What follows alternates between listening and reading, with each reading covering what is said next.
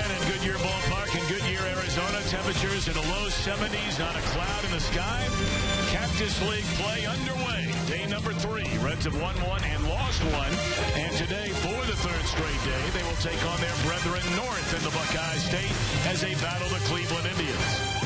And hi again, everybody. Alongside Chris Welsh, Tom Brenneman, delighted to have you with us on this Thursday afternoon. And a very special treat today. We get a look at a guy who was number 2 in the Cy Young Award balloting in the National League last year. Could have easily won it. The Reds' main man in Johnny Cueto. 20-game winners for the Reds don't happen very often, but it happened for Johnny last year. He has turned himself into one of the elite pitchers in all of Major League Baseball. He's throwing 5 or 6 different pitches. He commands all of them. And, of course, a lot of the talk about Johnny Cueto is what are the Reds are going to do with him this year? Are they going to be able to re-sign him? Are they going to have to trade him at some point? Are they going to let him run out the string and let him lead this team? But there's no doubt about it. He is the number 1 by a long shot on this ball club. Well, we can't wait to see him and a number of others today. A very important pitching day for the Reds. You'll get a look at some of the guys that will be a part of this bullpen that have just come in and some youngsters on their way quickly to the major leagues. When we come back, we'll have the first pitch. The Indians and the Reds from Goodyear Ballpark in Goodyear, Arizona on Fox Sports Ohio.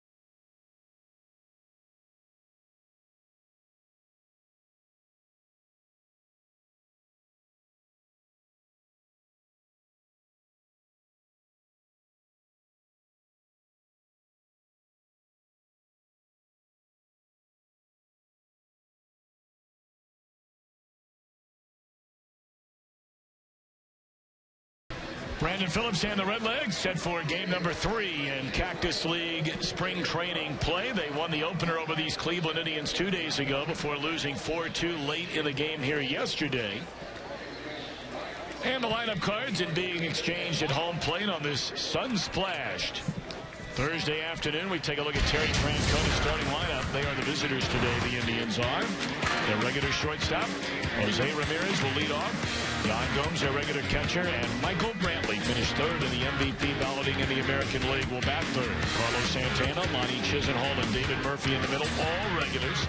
Mike Avila's in center. Jerry Sands, a DH. And Michael Martinez will start today at second base. And, of course, on the mound for the Redlegs today, none other than Johnny Cueto. He's felt very strong so far in this spring training and said he is set to go no matter what, Chris.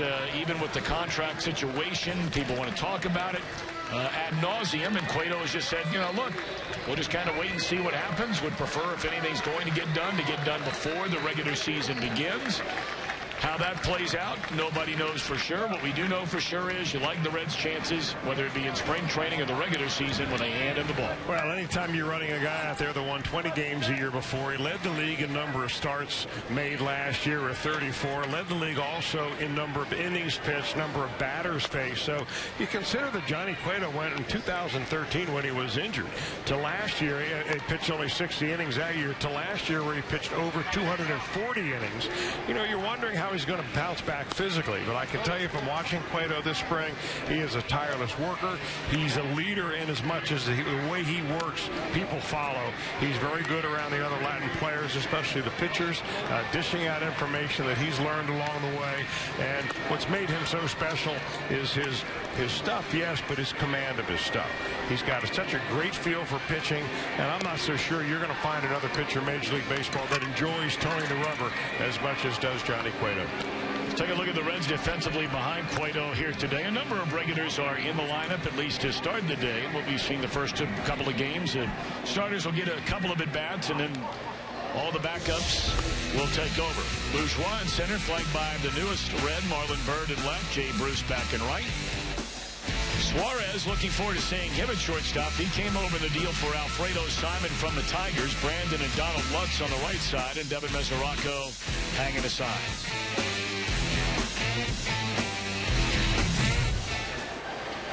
Johnny Cueto just turned 29 years young.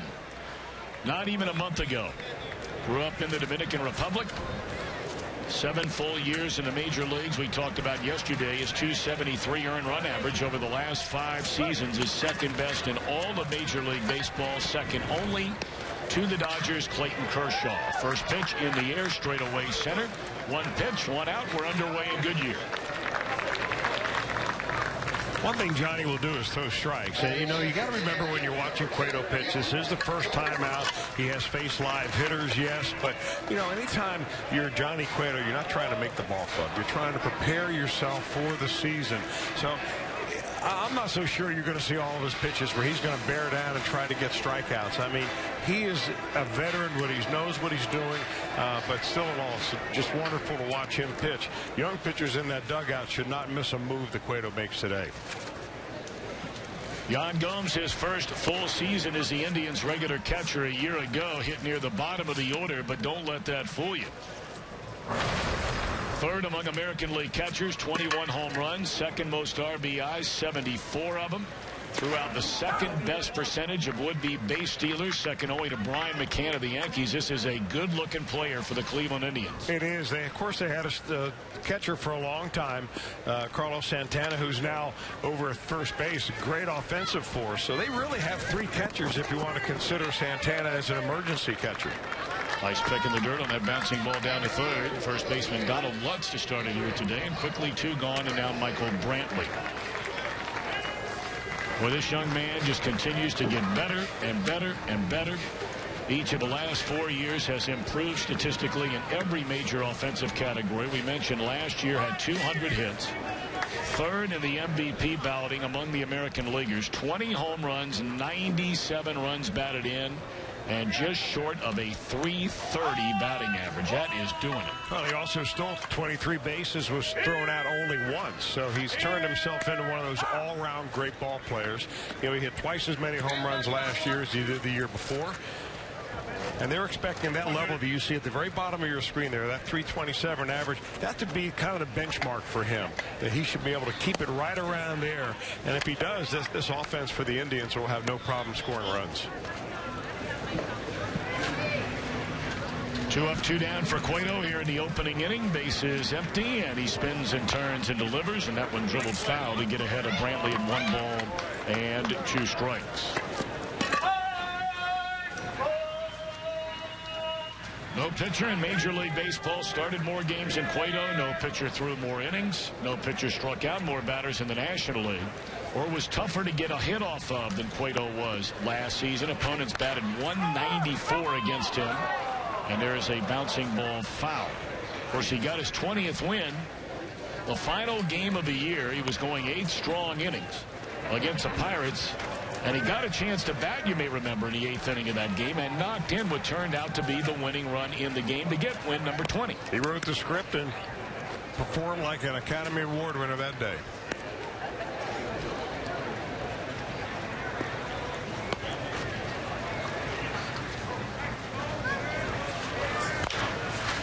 This one stays fair.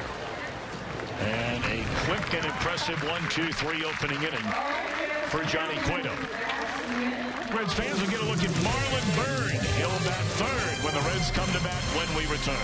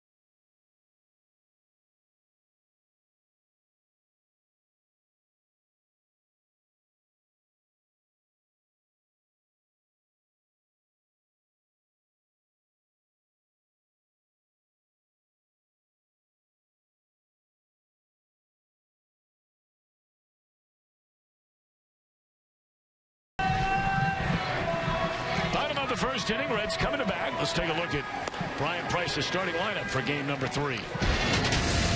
Jason Bourgeois in center field. Brandon Phillips at second. Marlon Byrd due up third. Devin Mesoraco, the cleanup hitter with Jay Bruce and right. Brian Pena, the designated hitter. Right at third, and Donald Lutz. Josh Satin at third base, and Eugenio Suarez, the shortstop. And they are facing Trevor Bauer, highly touted pitcher, coming out of college, originally an Arizona Diamondback. A very peculiar, I guess, idiosyncratic to some degree, with his stretching and getting ready for a game.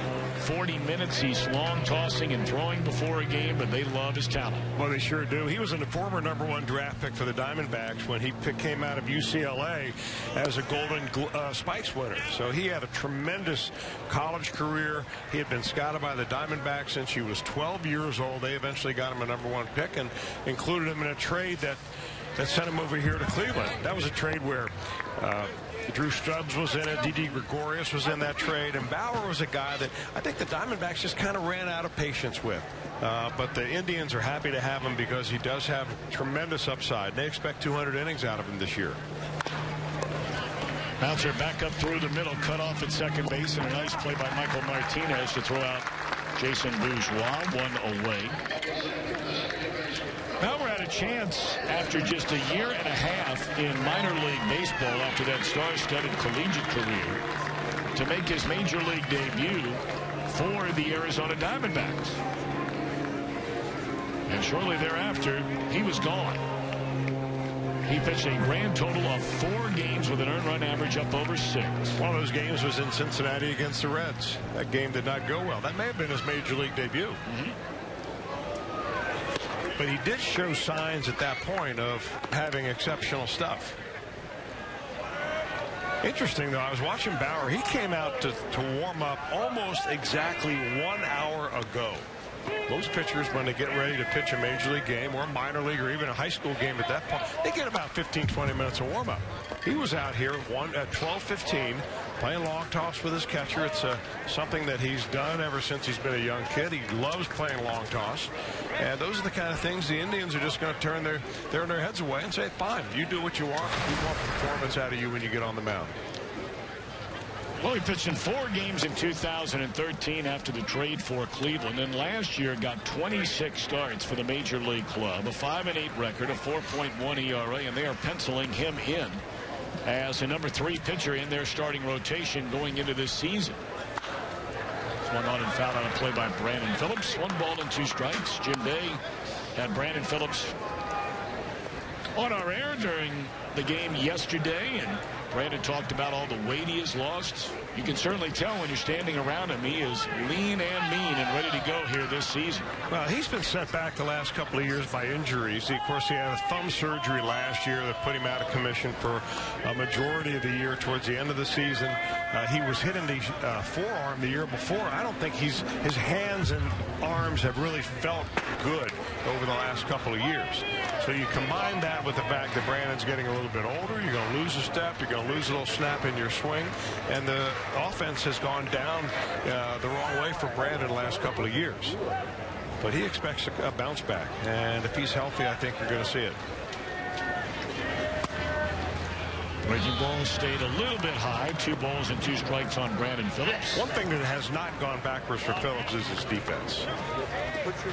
He is still, in my opinion, one of the premier defensive players in the game, not only at second base, but anywhere.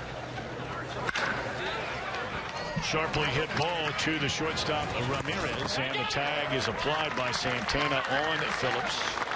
First 2 retired during the opening inning by Trevor Bauer.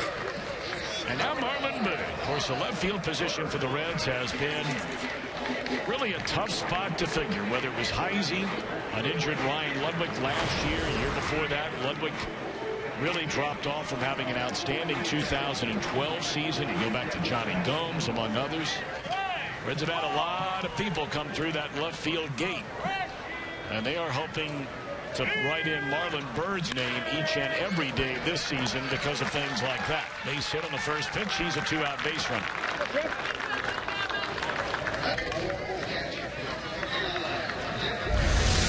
Well, he gets the first pitch fastball, and he finds a hole there on the left side. Byrd is 37 years old. They got him from the Phillies in a trade that sent Ben Lively, a highly touted right-handed young pitcher from the Reds minor league system, over to Philadelphia.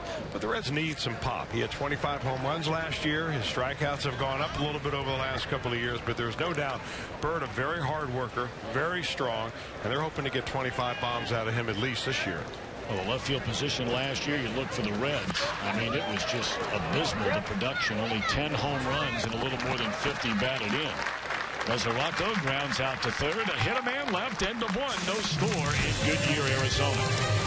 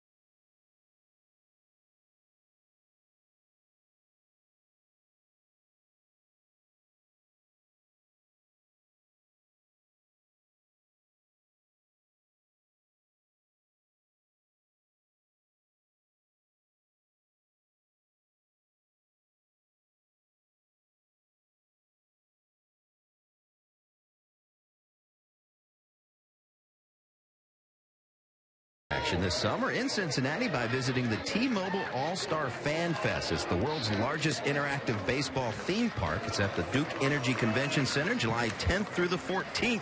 Find out more information at allstargame.com. I'm Jim Day down here in the dugout, and coming up, Tom and Chris, we will talk live to none other than Billy Hamilton. Talked about his bomb yesterday. Todd Frazier will talk live to, as well as Zach Cozart, and updates on Homer Bailey and Sean Marshall's Johnny C. second inning of work. You know, Jim, one thing I wanted to ask you about, because I know you're so close with Red Star first baseman, former MVP Joey Votto. He was unable to start the games, just not ready for baseball action. Everything else is coming along beautifully. They're very excited. No setbacks, none of that kind of thing. There's a swing and a miss by Carlos Santana.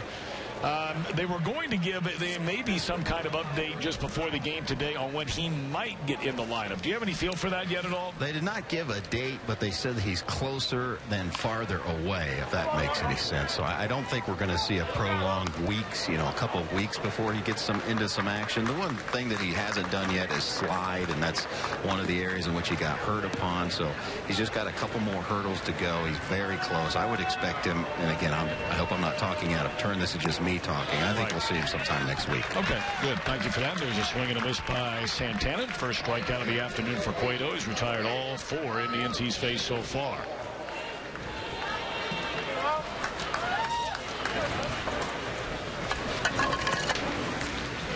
Lonnie Chisenhall, the batter. Now, here's a young man. You talk about, you wait on a guy, highly touted prospect, you give him a chance. Chris, you talked about this yesterday, about, the big high draft picks, or the big talent level guys, they'll get 1 chance, 2 chances, 3 chances or more. They kept giving Chisenhall the chance, and last year they're hoping that light finally came on. Took over as everyday third baseman. They moved Santana over to first base. He had been behind the plate once they decided on Yan Gomes, their guy for the long haul. And they're hoping that Chisenhall this year, from start to finish, is the guy they've been waiting on. Well, you're right. A few years ago, it really came down with the Indians having a decision between Jack Hanahan and Lonnie Chisenhall. And they thought that maybe, Hanahan provided tremendous defense. They thought in the long run, Chisenhall may have a little bit more bat. And I think that they're happy with the way things have turned out. Left-handed hitter. He goes down on strikes right there to Cueto. But they think that in the long run, they're very happy with their infield. The one thing that has plagued the Indians the last couple of years is their defense. And they just have not... you mentioned it yesterday. They were last in defense, I think, in all of Major League Baseball last year. And that's just one way that and nowadays in the year of the pitcher, you've got to be able to have good defense and pitching together in order to not give the team an extra opportunity to score a couple of runs or get extra base hits. And I think that's one area where they're really hoping to improve for the Indians. 2 down for David Murphy, and that one is lined into right center field, and that'll fall in a base hit. A 2-out single for Murphy. First base runner against Johnny Cueto through the front 2 innings. It's interesting, the Reds last year have committed the fewest number of errors in all of Major League Baseball. On the other side of the diamond, the Indians committed the most errors in Major League Baseball. And you can really kind of apply that to how it helped Johnny Cueto become Johnny Cueto. Now, Johnny strikes out a lot of batters, yes, but he also keeps the ball on the ground. To be successful in Great American Ballpark, you've got to keep it down, keep it on the ground, and he uses that infield. He just made a balk, and they're going to run him to second base, goes Chisenhall. But I think Cueto has benefited from the exceptional glove work that his teammates give him, probably as much as any pitcher in baseball has. So a runner in scoring position for Micah Beelis. And a breaking ball snaps in there, strike 1.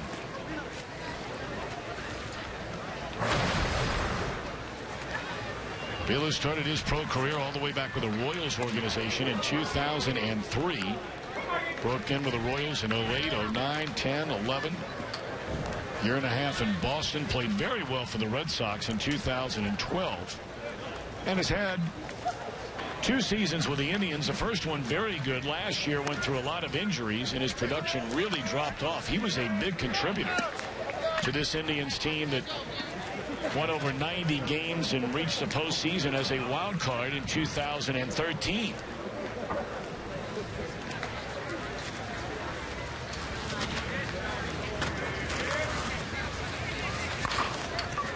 Tapper to the shortstop, Suarez, his throw is in the dirt, and another beautiful pick over there, second of the day for Donald Lutz. So a hit man left. Reds are coming back in a scoreless game.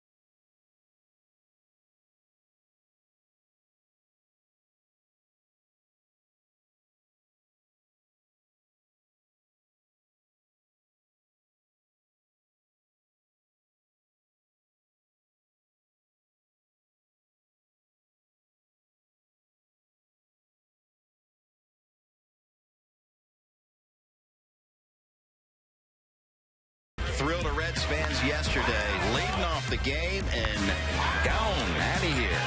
Showing the power, right center field.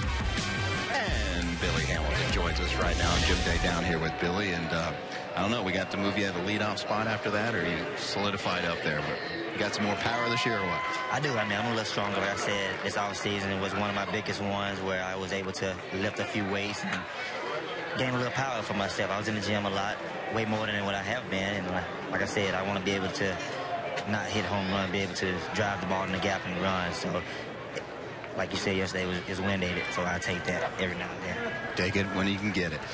This offseason we've talked many times about, it's been well documented, but you working with the weights, and I mean, admittedly, you wore down a little bit last year, did you not, in September? And how much do you think the offseason work is going to go in August, September? Of course, I mean, that was a big thing. Those last couple months were kind of tough. Like I said, you want to be able to play a full season and be able to be healthy towards the end of the season and be able to have the same strength that you had in the beginning of the season to start the season. So like I said last year, I don't make any excuses. That's my past, and I'm better prepared now coming into this spring. I can tell by the way my body is already feeling, and I'm just excited about the season and hopefully have a good spring and take it on into the season. You work with Delino DeShields, has been your mentor all off season. Did you change mechanically your swing? I know you're not only working on button, but you're working on hitting the ball on the ground because the fly ball was your bugaboo last year. Yeah, of course. I mean, I wouldn't say, but that's what I got last year. I don't want to say I want to hit ground balls. I want to be able to hit the ball in the gap. Yeah, Delano got me where my hands are a lot lower than what they usually be, and I want to be.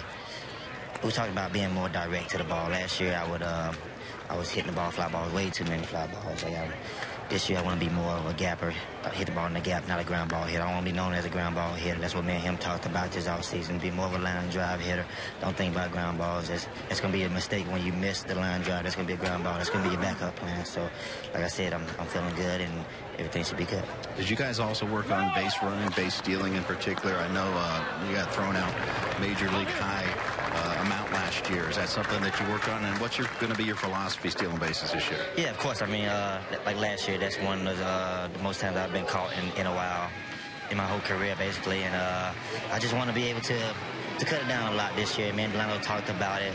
Like I was saying, in the minor league, it was more of me just thinking about second base. Last year, I was thinking about getting back and second base, but this year I'm just going back to what I did in the minor league, and second base is my goal. I mean, what about getting back? I'm getting to a league where I'm comfortable and don't have to do that, so I'm excited about it, and me and him talked about it and looking forward to it. Really appreciate your time, man. Thanks for hanging out and doing this interview. I really appreciate it. All right, thank you. Man, it's Billy Hamilton. Go upstairs. Jim, you're cold, man. This is my guy. That's not cool. We kind of have a running gag going.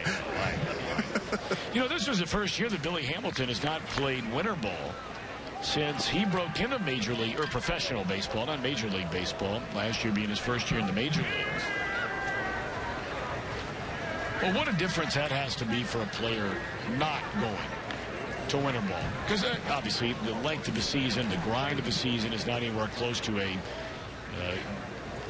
American baseball professional season, but it still can be a grind. You've been down there, Chris. It is a grind. Even if you don't go down there and play the entire season, it's still a grind. You see what happened with Billy. The first half, second half is big. The big drop off. Of course, much of that was due in the second half by him really falling off an offensive cliff there in the month of September. But you see those first half numbers. That's what got him number 2 in the Rookie of the Year voting. He's still, in my opinion, one of the most exciting players in baseball, and I'm certain he's going to have a really good year this year. 2 away in the inning after a leadoff single by Jay Bruce. You know, the other thing Billy did, and he mentioned it a little bit, but he moved from Mississippi, where his family is, to Stone Mountain, Georgia, and spent the entire winter with Delino DeShields and Delino's son, who's playing pro ball, of course, and a number of other guys, and they got to work on baseball stuff.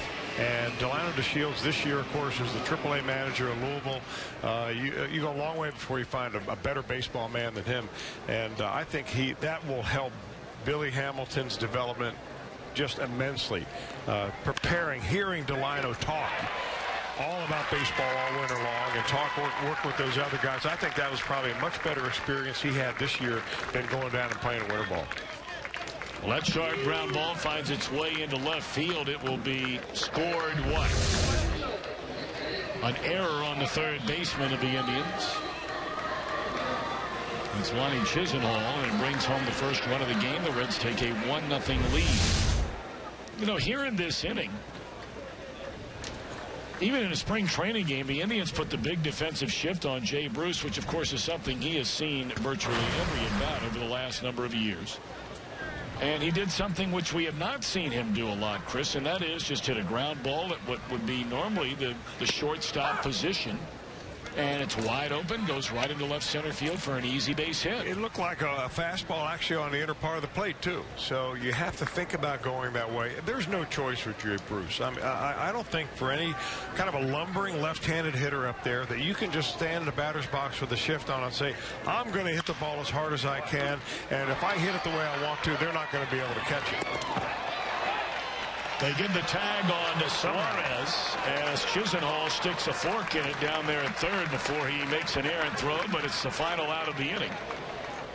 The Bruce single leads to the first run of the game. End of 2. Reds in front 1-0.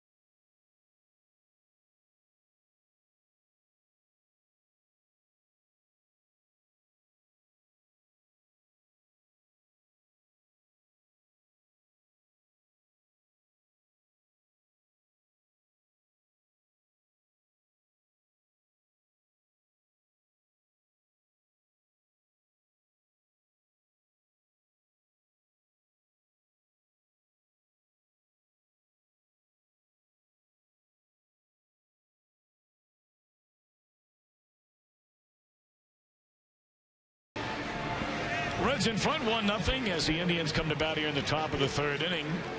2 innings, 1 hit, 2 strikeouts, no walks, no runs. The Reds star right-hander Johnny Cueto. Now they hand it to their star left-hander.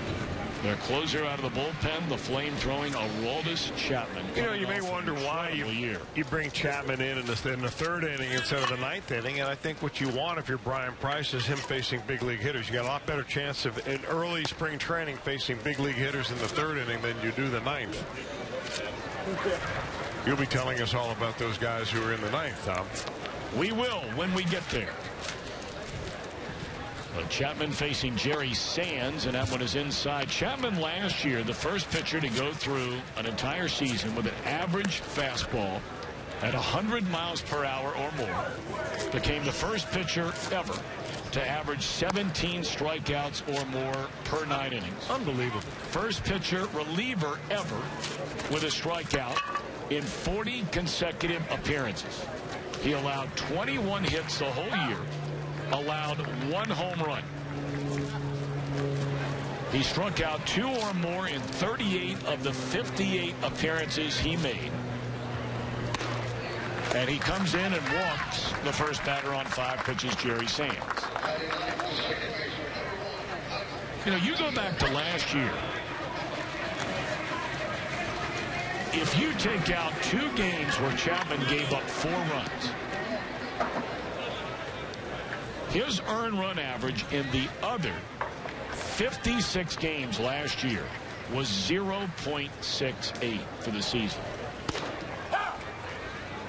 That's incredible. Well, really the most incredible thing, if you're looking at it from a team perspective, is how can the Reds have had the worst bullpen in the National League last year, or close to it, and still have the most dominant reliever in baseball? Great point. So this is, at least when you're trying to rebuild your bullpen, if you start with Aroldis Chapman, that's a pretty good start. And I think that's where the Reds are trying to do, work backwards from there, obviously. And we'll talk that a lot about that, of course, as the spring training goes on. But you get this guy right where he has been last year, and I mean, you don't even have to get better. You just stay at that level, and you're the most feared pitcher in baseball. Key is get him out there more often. Well, there's very little doubt about that when you consider the fact that only 38 out of 162 game schedules he strikes out Martinez. And, of course, save opportunities, he has nothing to do with those. His job is when you get them, you close them out. And he only blew 3 all year long, or 2 all year long, 36 of 38 last year. Look at that. Struck out 106 of the 202 batters he faced. The highest since 1914 on a percentage basis. 1914. Those are the kind of numbers that you see out of a top-round high school draft pick who's pitching against a local competition, not against big league hitters.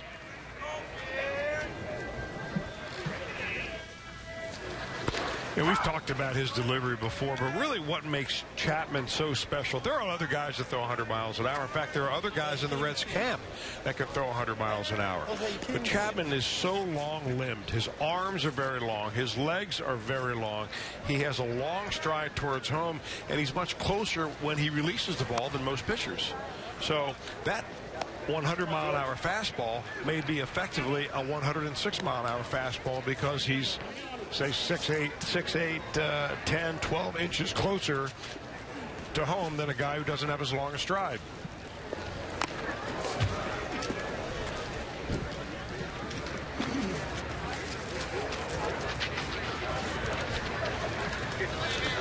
Two and two to count on Jose Ramirez.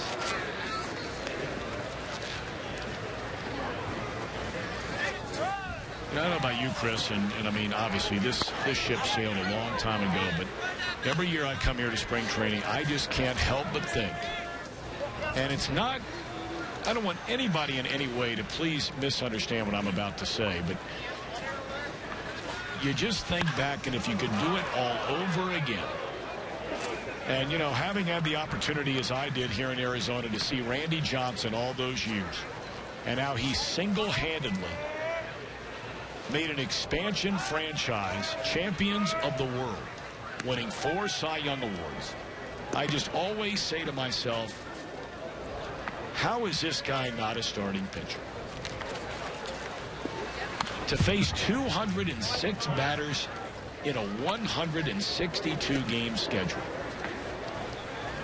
That's just not utilizing arguably the best arm on the planet, in my humble opinion, enough. Well, I think there are a lot of people that will say the same thing.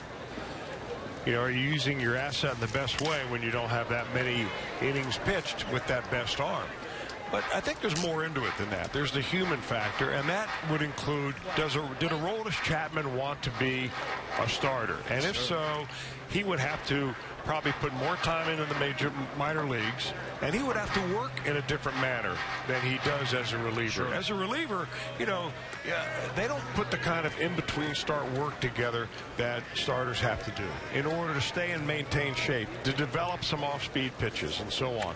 And I think that, you know, a lot of it had to do with the fact that the Reds were unlucky enough to go out and sign Ryan Madson, and he ends up injuring his elbow in spring training, and they had no other where to turn except Aroldis Chapman out of the bullpen. And had that not happened, maybe Chapman would have been a starter. Well, back-to-back strikeouts of Martinez and Ramirez. 2 away, runner at first, and the batter is Yan Gomes. So when the conversation finally came around to Chapman now being a starter a couple of years ago, the question is, all right, if you make him a starter now, we're going to have to limit his innings. Yep. So he wouldn't be a starter all year long for us. So where does he best serve the ball club right now? Dusty Baker didn't want to lose him in August and just not be able to pitch him at all. So, you know, I can see why they wanted to keep him in the bullpen. Oh, I don't think there's any doubt about it. When you look at where the Reds were, and they had not been to the playoffs in so many years, and they had a chance to use Aroldis Chapman to get to the postseason in 2010, and you talked about Madsen. I don't think there's any debate about any of that. Everybody was right in the way they felt about it. It's just as an organization. And remember, Brian Price, now the manager of the team, then the pitching coach of the team, was in the camp of Chapman should be a starter, and we commit him to being a starter even after that first year when they needed him out of the bullpen.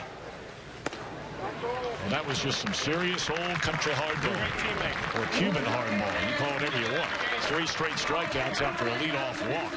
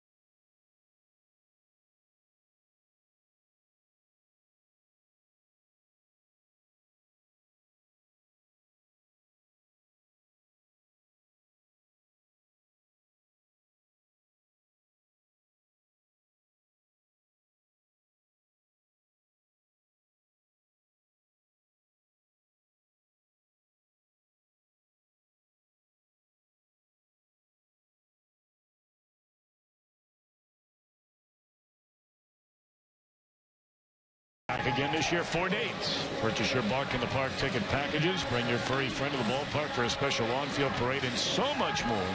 Spots will always go quickly, so get them quickly. Visit Reds.com/dogday right now. Are you going to finally bring your puppy out for Bark in the Park? Our 2 like being on the home front. Yeah. They're big. They're tough. Well, maybe I'll bring Bubbles and Rusty in, and you can hold Rusty, and I'll hold Bubbles. Yeah, that would be great. Would love it. Would love it.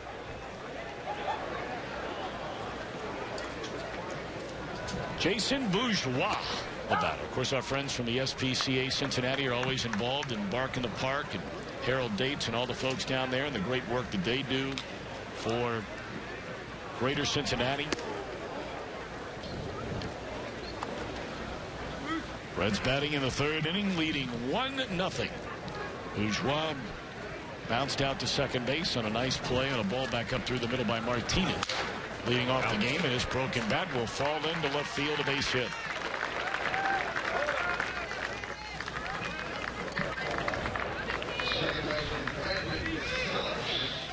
So right from the get-go here, Trevor Bauer is pitching into the third inning. He's the first pitcher we've seen from either team the first two games this spring move beyond the second inning. You know, he doesn't get tired. I was talking to Terry Francona before the ball game about Bauer, and you know, he's got those idiosyncrasies that you had mentioned earlier. He likes to play a lot of long toss before he pitches, comes up with some kind of different types of pitches, like a reverse slider that he's working on right now. We're not sure what that is, but if it works for him, fine.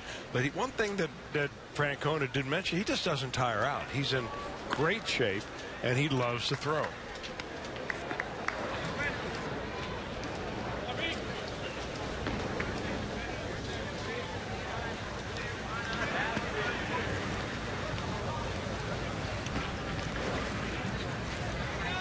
Brandon Phillips, a sharp ground ball right at the shortstop, who threw him out in the first inning. 0-1 to Brandon Phillips.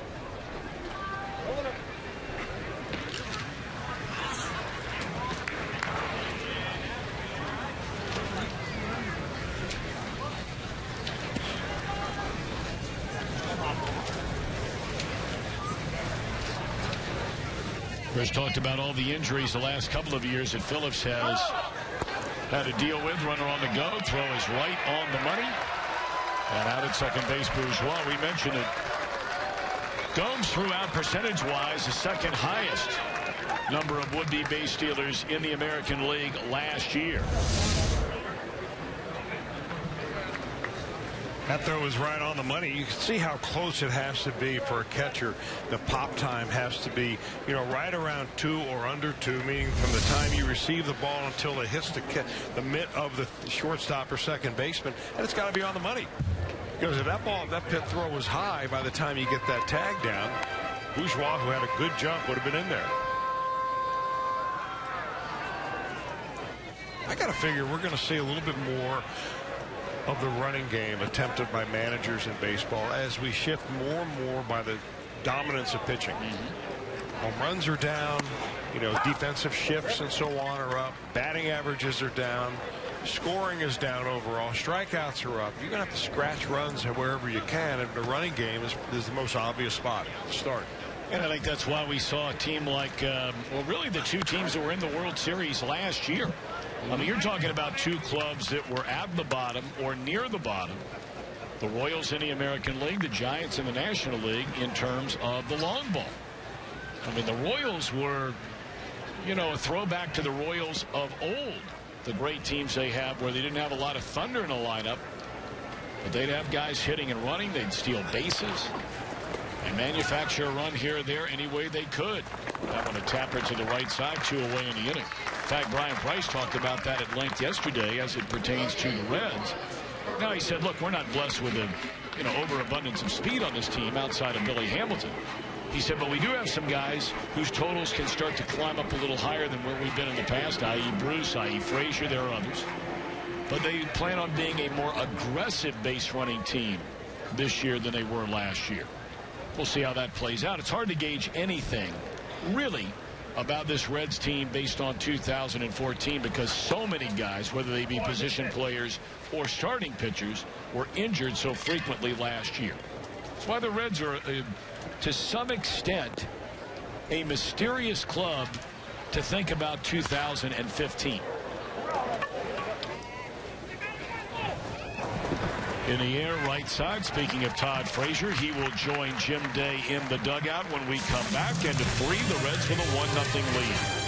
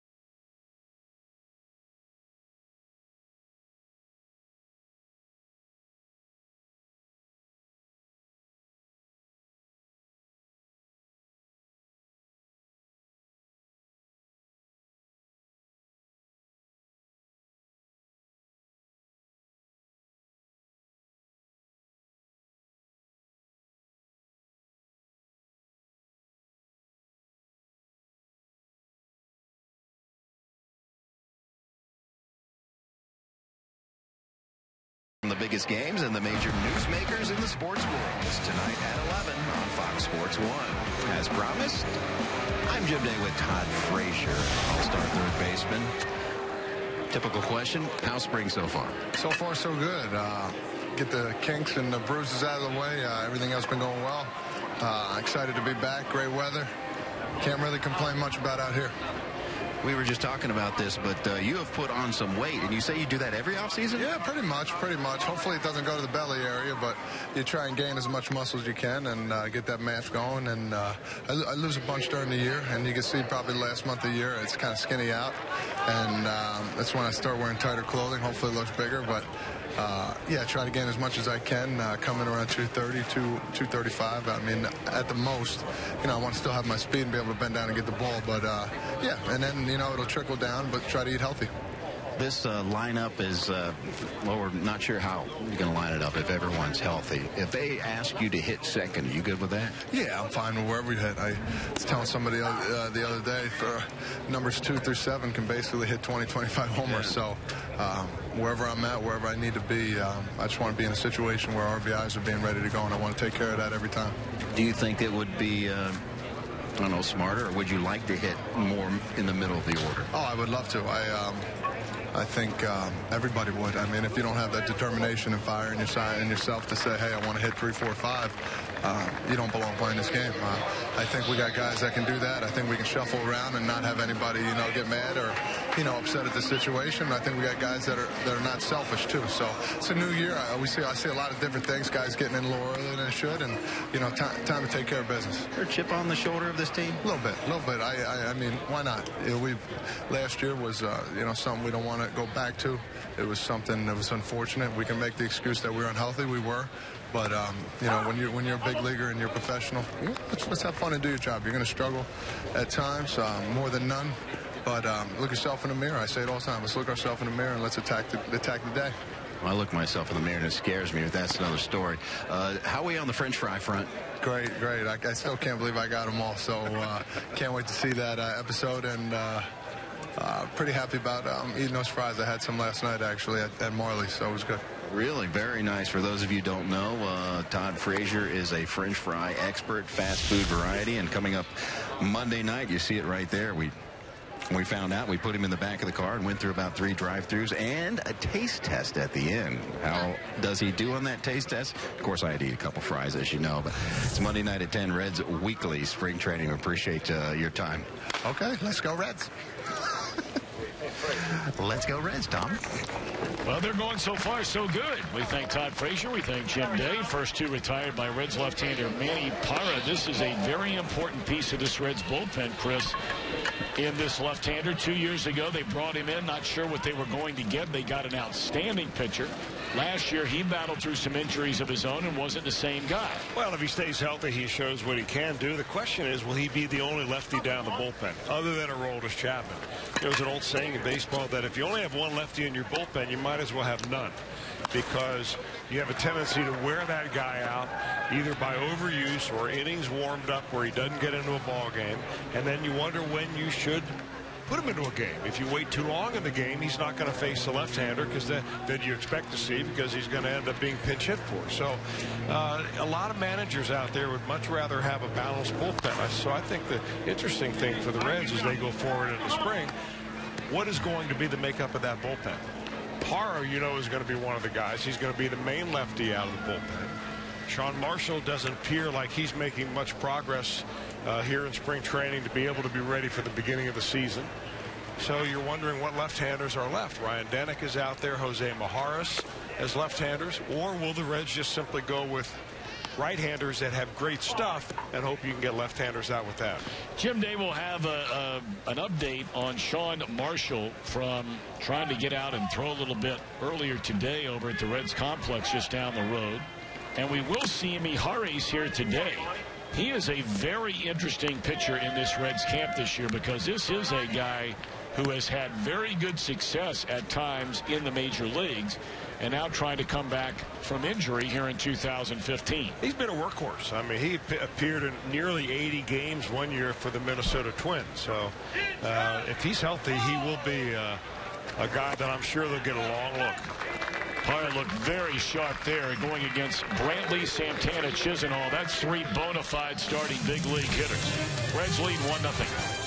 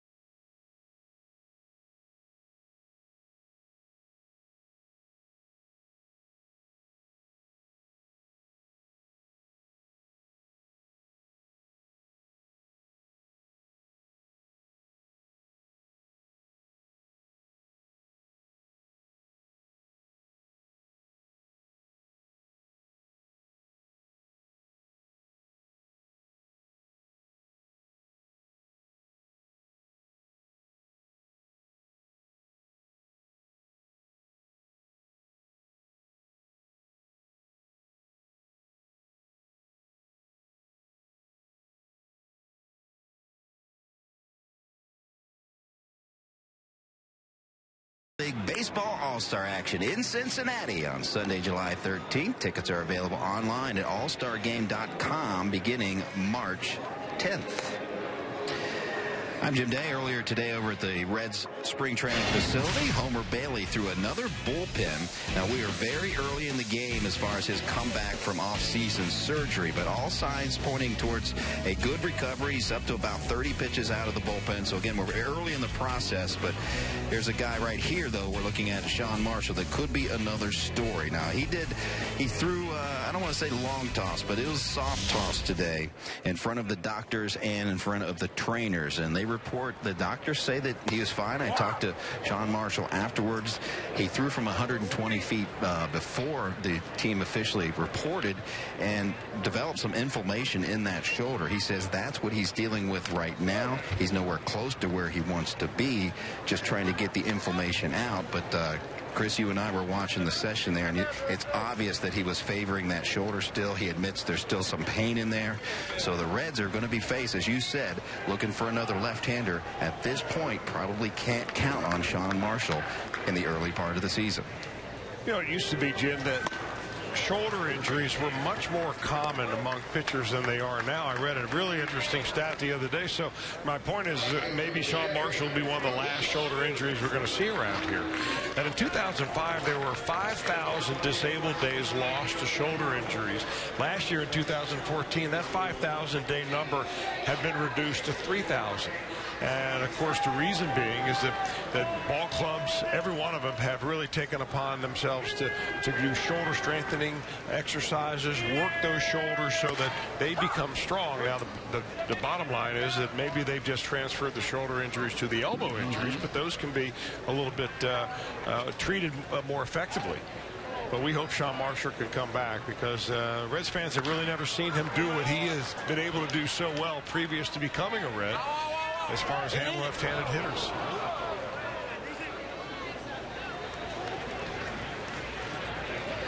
Bruce Chen takes over on the mound for the Indians. Reds leading here in the bottom of the 4th inning. 1-0. Chen has won 82 games in his career, lost 80. He's 37 years old. Broke in originally with Atlanta, has pitched for Philadelphia, the Mets, the Montreal Expos, the Reds for a short time in 2002. Houston, Boston, Baltimore, where his career really resurrected again. Texas for a year, and has been very good with Kansas City for what they asked him to do. I mean, the ultimate survivor, Bruce Chen. I remember interviewing him in Sarasota after a spring training game, doing what Jim Day's been doing down there, hanging around the dugout, and his guys were leaving the field. And Bruce really thought it was the end of his career. Back then, that was 2000, what'd you say, 2002. Yeah. Never an overpowering pitcher, just a left-hander that has figured out how to get hitters out. When the Royals brought him in 2009, they signed him to a minor league contract. Did not pitch for the big league club until June the 27th of that year. Well, he wound up hanging around for 5 years and had some very good seasons.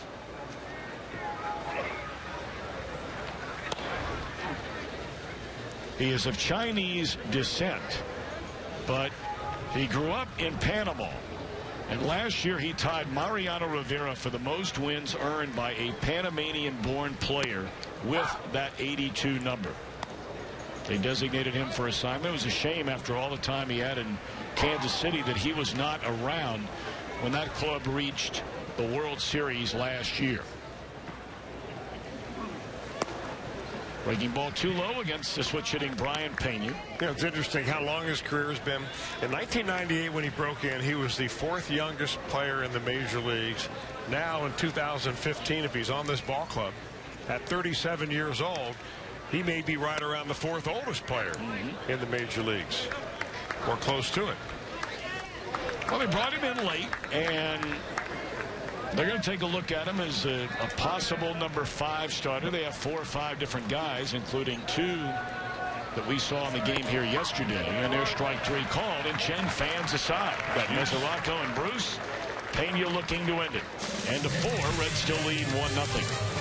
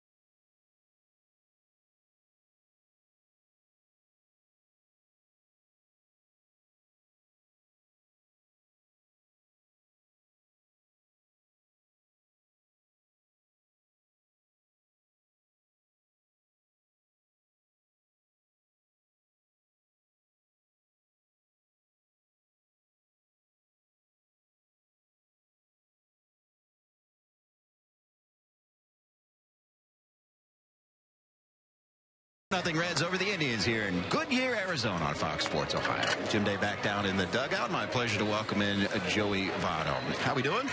Great, thanks.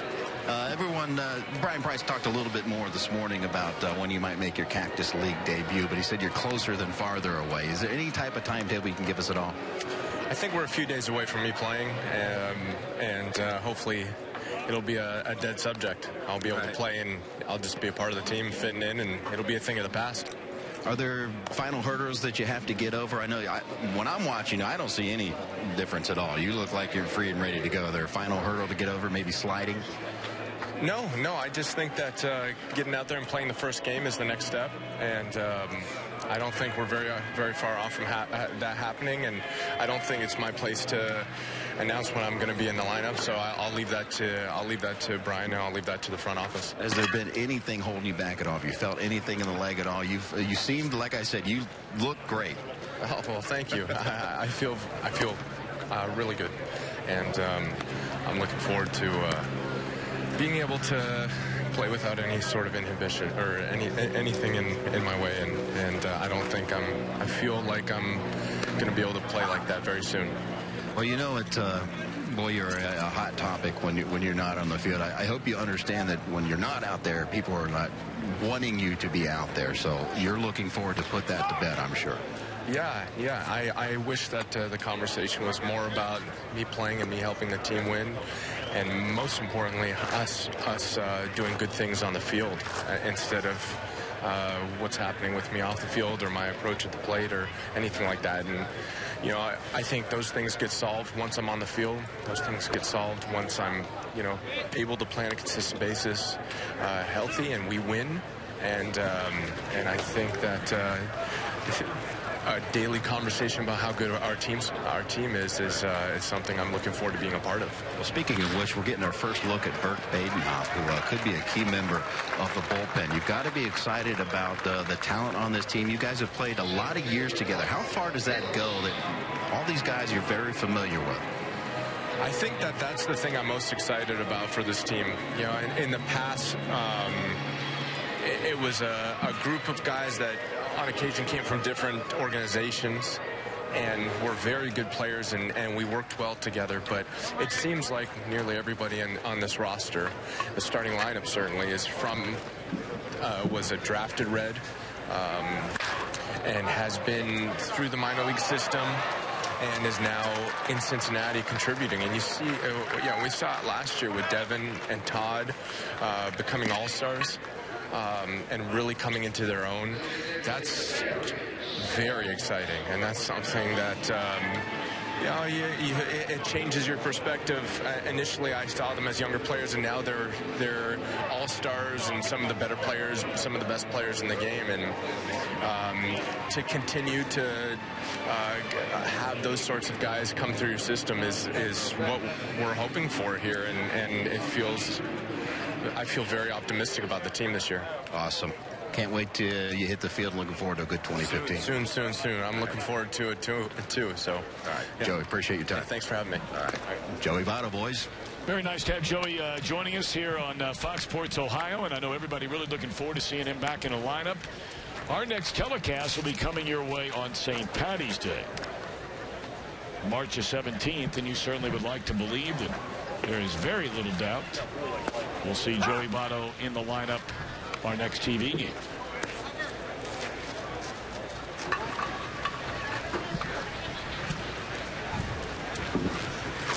Bert Badenhop grew up in Perrysburg, Ohio. That's up in the northwest corner of the state, not far outside of Toledo, Ohio. That's the same hometown as longtime Major League manager. Won a couple of World Series, and Jim Leland went to the same high school, Perrysburg High School.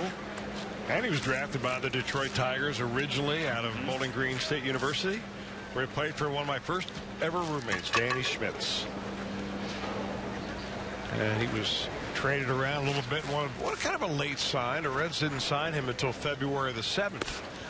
And a lot of people are shaking their heads, scratching their heads, wondering, well, why weren't teams really standing in line trying to get Badenhop? I mean, after all, this is what he did last year with the Boston Red Sox. 70 games, 2.2 earned run average. Doesn't strike out a lot of flashy strikeout numbers. What he does is get lots and lots of ground balls. Well, he had a ground ball right at Suarez a moment ago that should have been a double play. But Suarez charged with the error. So the Reds with this 1-0 lead. Cleveland with 2 on and nobody out after a leadoff single by David Murphy. 2 balls and 2 strikes on Jerry Sands. This could turn out to be one of those signs for the Reds. They've had a number of them in recent years. But you look back and you say, man, that's a difference maker on a team. That one laced into left field, and the Indians, a hit, an error, and a hit, have them loaded with nobody out.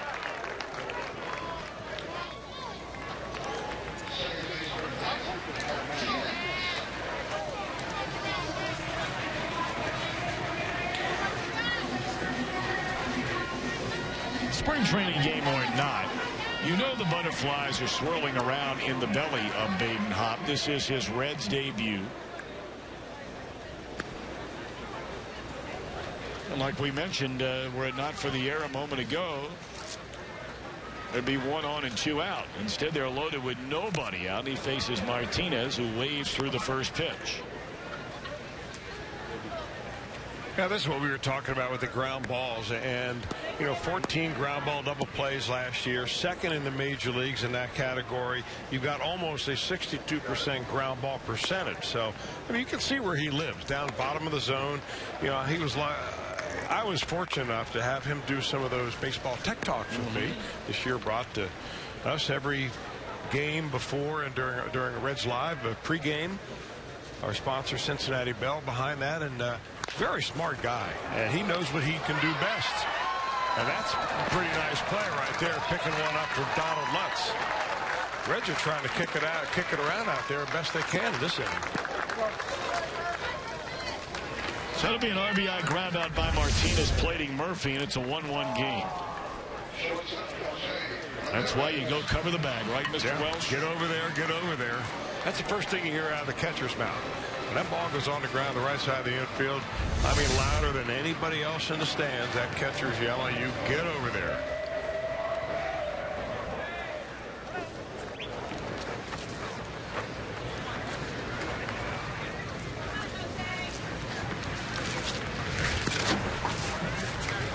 Runners at second and third. One out, and the batter, the shortstop, Jose Ramirez. He figures to be their everyday shortstop again this year. He took over for Asdrubal Cabrera as a regular at the end of July last season.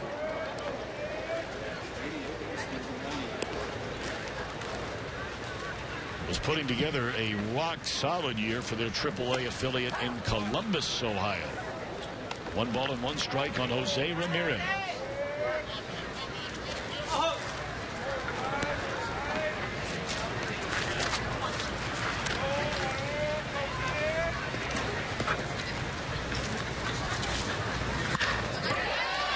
Into center field, a base hit, and a plate one. They'll wave around the second runner. Here comes a throw to the plate, cut off, throw over to first, and throw is high. A 2-run single to break a 1-1 tie off the bat of Ramirez, and the Indians have their first lead of the game. Yeah, when you're a sinker ball pitcher and you get a ball up above the waist, I mean, that's when the hitter's eyes light up. Badenhop not overpowering. Boy, he got that ball up above the waist and lined into center field. Looks like the Reds did have the runner caught off. This is the very end of the play. It looks like after the cutoff play by Lutz, he's got the runner way out there, but he just can't find Brandon with a good throw.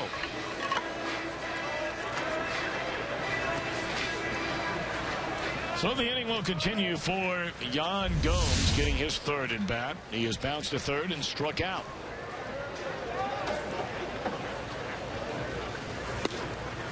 Strike one from Badenhop.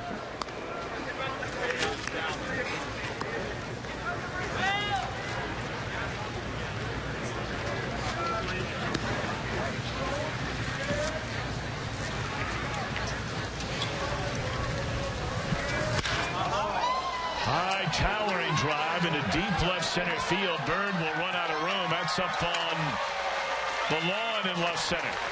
A long 2-run home run by Yan Gomes, who clubbed 21 of them a year ago. And it is a 5-run 5th inning for the Cleveland Indians.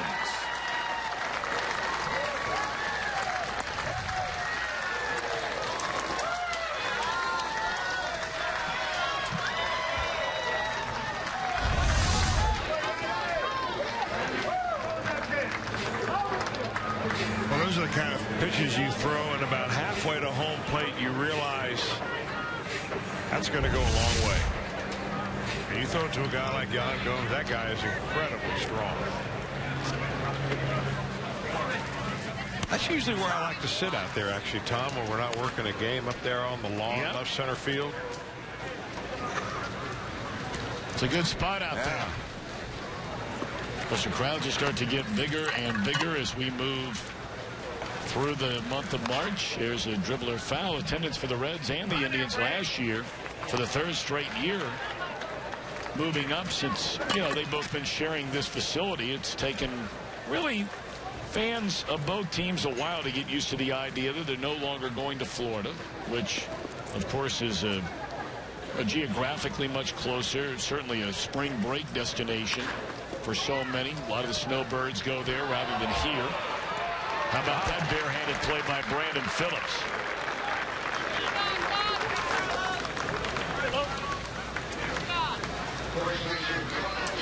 Worth a replay, no doubt about it. Ball still going. This is not an easy play. And I urge you, if you're a young player watching this game at home and you're trying that, don't do it. Use your glove. Brandon practices that. I mean, he does practice those plays in infield all the time.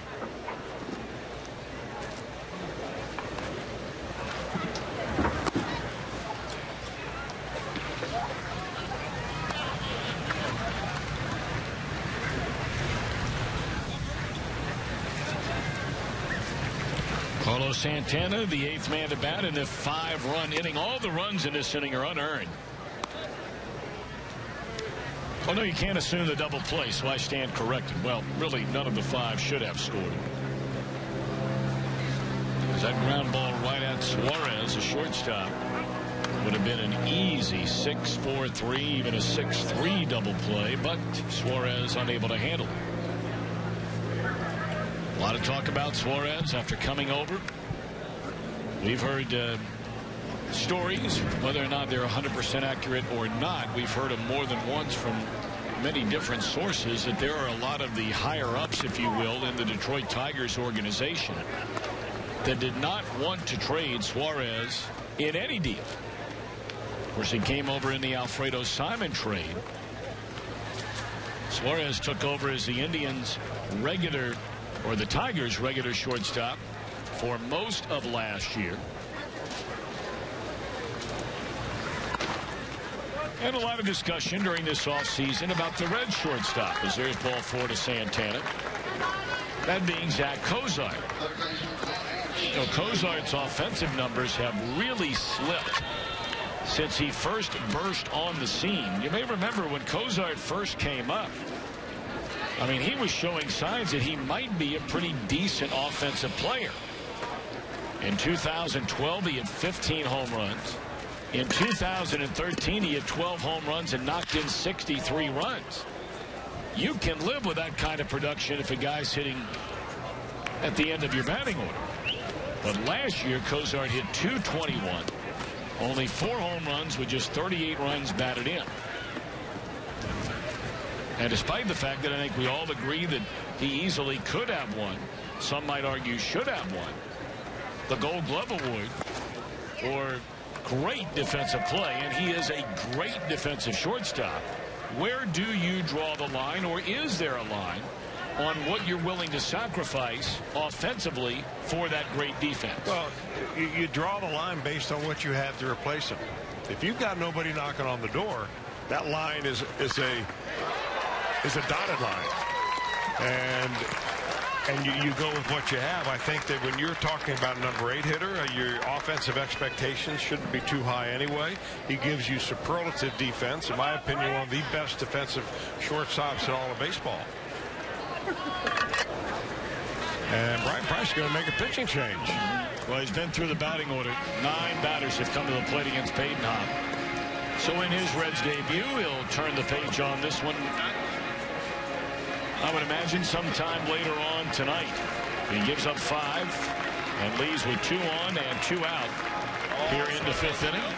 And we're going to get a look at Jose Mijares. Looking forward to seeing him trying to win a spot in this Reds bullpen. Back with his Reds debut in a moment.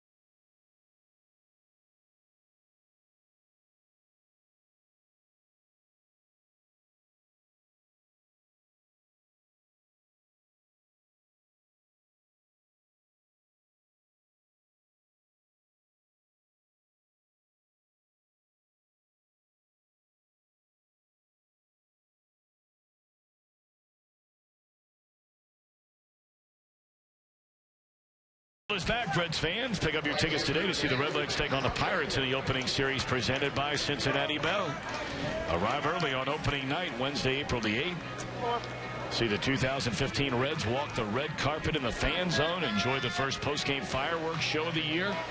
513-381-REDS. Visit select Kroger locations or visit Reds.com/tickets. Looking forward to see you down there. The Reds will begin the year against the Pirates for 3, and then the St. Louis Cardinals come to town the first weekend of the year, Friday, Saturday, Sunday.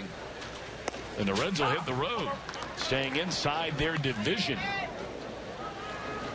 So here's Mijares as he faces a left-handed batting David Murphy. Murphy perfect today, a single in the second inning and a single to get this 5-run 5th inning started. Breaking ball swung on and dropped foul and out of play. Mijares is one of those left-handers that is in camp as a non-roster player, 30 years old. You probably remember him most of the time that he spent in the major leagues with the Minnesota Twins. In fact, he did pitch in 71 games for the Twins in 2009. Last time he was in the big leagues, 2013 with the Giants. Did not pitch at all last year. He had a very good year in 2012. That's when he started that season with Kansas City, and then the Giants went out and picked him up as they made their run into the playoffs. Mijares pitched in 51 games that year for Minnesota and then came over to the Giants where he pitched in 27 more games. So 78 games that season with an ERA right at 2.5. And the Reds are hoping that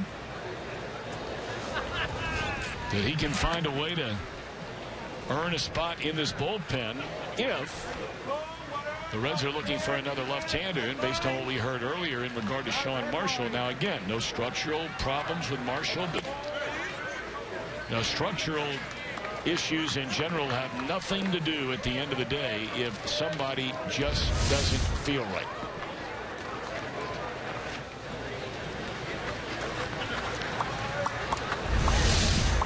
And only the player knows. Sure. And those shoulder things can be just kind of quirky. You feel good one day and it really hurts you the next. Well, this should end the inning on the fly ball to Bourgeois, and it will. But the Indians come up with 5 runs against Berg Badenhop and lead in the middle of the 5th, 5-1.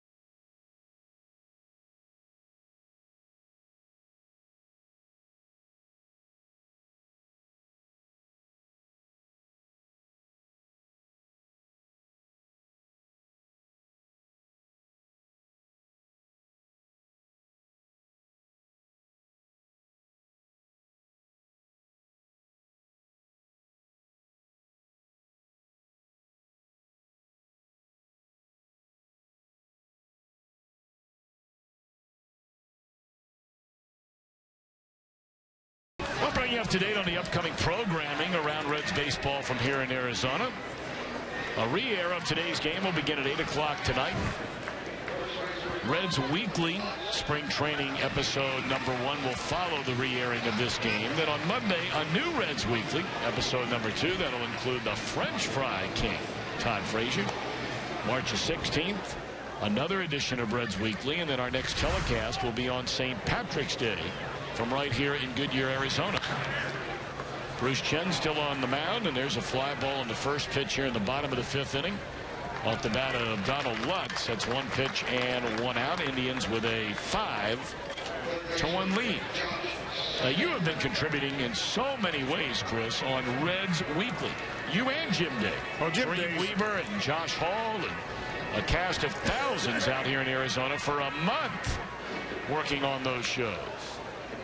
Well, not Longer quite a than a cast month. of thousands, but you're right about the hard work, especially Josh Hall and Kent Dreamweaver and Jim Day. I'm just kind of there to lend some support, some guidance, and occasionally do an interview or two. Who have you interviewed down here? Devin Mesoraco did an interview with Devin. Of course, Kent Weaver is the main videographer when it comes to shooting all those Tech Talks. We try to get a lot of those done down here. The guys have normally been very good about giving me their time and, you know, showing coaches and kids throughout Reds country how to do certain things in baseball the right way. That's what it's all about. It's a nice running catch out there in right field for the second out of the inning. Let me ask you, because you have had such great cooperation, as you mentioned. I mean, so many of these guys are so good. I mean, whether they're players, I've always liked the ones you did with Ted Barrett, the umpire. You know, you've got visiting players in the past. Yeah. Is there anybody that was with you this year that hasn't been with you before that you thought did a really nice job? I don't mean to single anybody out, but was there somebody that you're like, hey, this is pretty cool? You know, I'll tell you one that we finally got that I've been asking him for a while. He's been a little reluctant because he didn't trust his English. But we have Johnny Cueto in English. Nice. Talking about his pitches, about how he prepares, his balance on the mound, his delivery, how his delivery has changed over the years from, you know, the conventional to more of a Louis Tiant twisting, turning style. Very interesting. He did a great job. Mike Leake, we just did the other day. We've done Mike, you know, when he was a rookie a few years ago. And it's amazing how much better they get at explaining things after they've been around a little while. He was a delight to work with. Burt Badenhop was very good as well. Eugenio Suarez at shortstop did a number with me. Brian Pena, of course, is always good. We're going to have some great ones this year. All right, now, are you bringing Ted Barrett back? Because he lives out here in Arizona. Yeah. Or at least he used to, unless he's moved, and I'm unaware. No. He's still out there, lives out here in Gilbert area. So he's going to come back and do a day with us. I really like the rules, too. We're going to, and we're also going back, and we're going to go back to some of these and do a composite. We're going to say, for instance, we'll take one item, like how to make a backhanded play, and maybe put together 5 or 6 different players of how they explained it, one after another, because, you know, Dream and I have probably done, you know, 700 or 800 of these over the years. Sure. It's a shame to see them wasted sitting on the shelf. Well, I tell you, that backhanded one, I'll never forget one of the ones you did with Scott Rowland. You got to make sure you include that one, because that guy, he was on his You're game. right about that. As you are as well, I might add.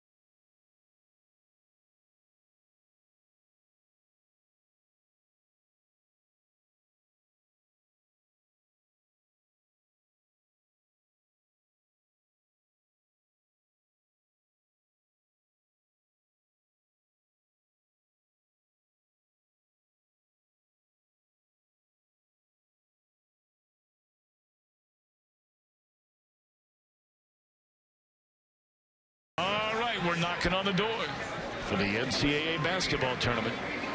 The Big East basketball tournament returns to Madison Square Garden. Presented by New York Life, it begins March 11th. And the only place to see it is on Fox Sports 1 and streaming live on Fox Sports Go. Of course, all the regular seasons come to an end this weekend all over college basketball. And then the postseason tournaments will crank up leading up to March Madness. You and I ought to fly to Vegas for a couple of days, for the first couple of days of that tournament. Hey, I'm all for that. Had a chance to do that one time, man. Hey, now you know he'll be there. As a matter of fact, he might walk there. He may camp out on the way. Probably brought a teepee with him out here. He's got the headdress. That's exactly right. Now you tell me, will that guy be in Vegas for the NCAA tournament? You can mark it down.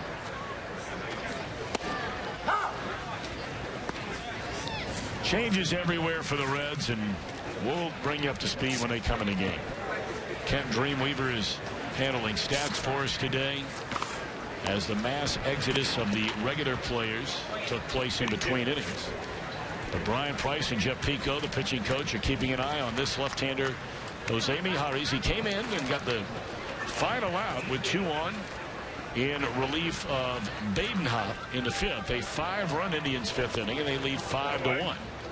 As Bradley Zimmer, a left-handed hitter, bats for the first time. Hey, speaking of playoff basketball, I understand you're going back home to Cincinnati this week to coach. Is it Luke or Ella's team in the playoffs? Well, we had both teams. Ella's team won the championship last year. We were knocked out this year by Three Rivers, a team from over on the west side of town, out around Cleves. Luke's team won the championship. Excellent, excellent. Now, you were coaching both teams. Yes. So, in which of those leagues did you actually get a technical? That would have been Luke's league. This 10, year, right? we were getting drilled. That was the 10U? How can you pick up a technical? It's the first time ever. I was not happy about it, but a kid threw an elbow, swung it around twice.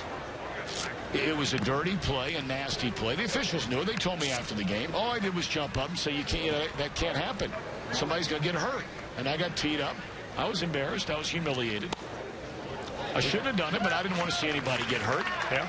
So was your dad at that game? He was here. What was his take on your team? I don't know. I didn't ask him about it. Well, we're sure we're going to ask him at some point. Well, at the Anderson High School Stag a couple of days later, he made sure to tell everybody about it. Well, so I was wrong. And well, congratulations, by the way, on getting them into the playoffs. I know that you're a good coach and a great dad. I wouldn't go that far, but they're good players. It's fun. I tell you what, there's nothing, and so many of the people out there right now, they know it. They do it for their kids, and, you know, you give up your time, and, you know, you say give up your time. There's nothing in the world you'd rather do. Nothing. Yeah. Than being out there with your daughter or your son. And, you know, this year I've had those little girls since they were in 2nd grade. And this was the last year I'm going to be able to coach them because all of them will try out, if they so choose, for junior high next year. And, well, we had so much fun, and you get to know all your kids' friends, and we know how important that is. And we just have such a great time together and love the kids and love the parents. It's just great stuff, and I look forward to it every year. And it's so much more than just about basketball. Absolutely. I mean, it's about building their character and helping them get along with each other. And that's, my hat's off to you, because you're doing a great Well, you did it. You did it, too. I mean, you know, those of us blessed enough to have the time to do it. That one is a foul ball, and so many parents, you know, they want to do it. But, you know, mom and dad may be both working, and they just don't have the time, and they're doing the best they can with the time that they have. And so even if they're just getting their kids to practice on time 2 days a week or 3 days a week, God bless them.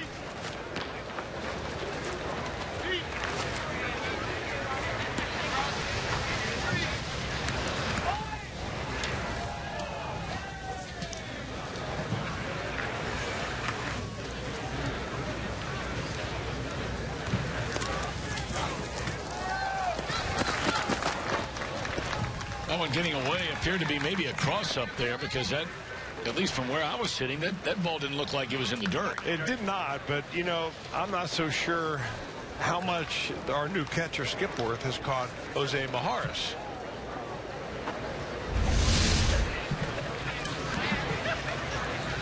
Oh, it was. I beg your pardon. So that'll be scored a wild pitch. Sands, the batter, has walked, singled, and scored a run. 2-2.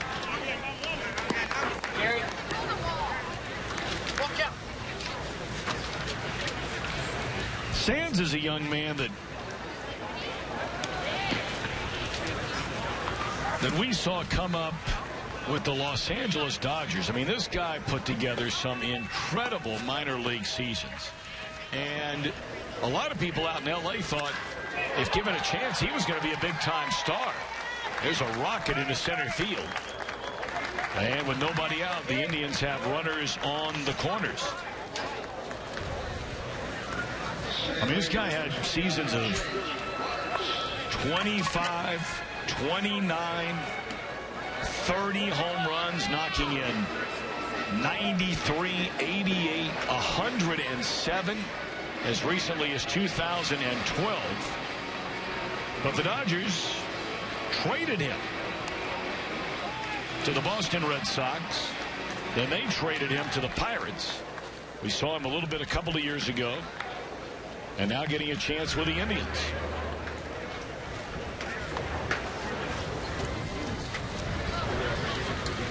Runners on the corners. James Roberts now the batter. Mijares with 2 on and none out. And there's strike 1 on the outside corner.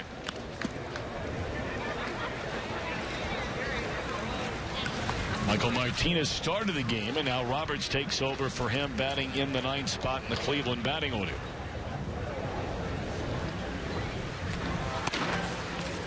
Reds got a run in the 2nd inning, thanks in large part to an error.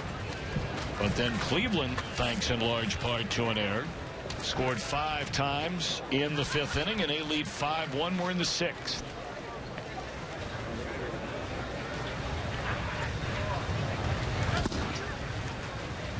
Two and one.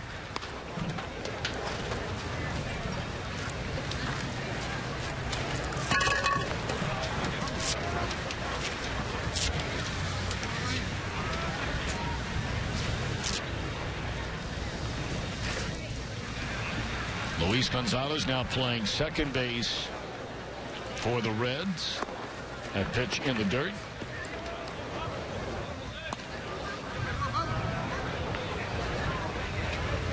Taylor Sparks now at third base. Kyle Skipworth is behind the plate. Brian O'Grady now the first baseman.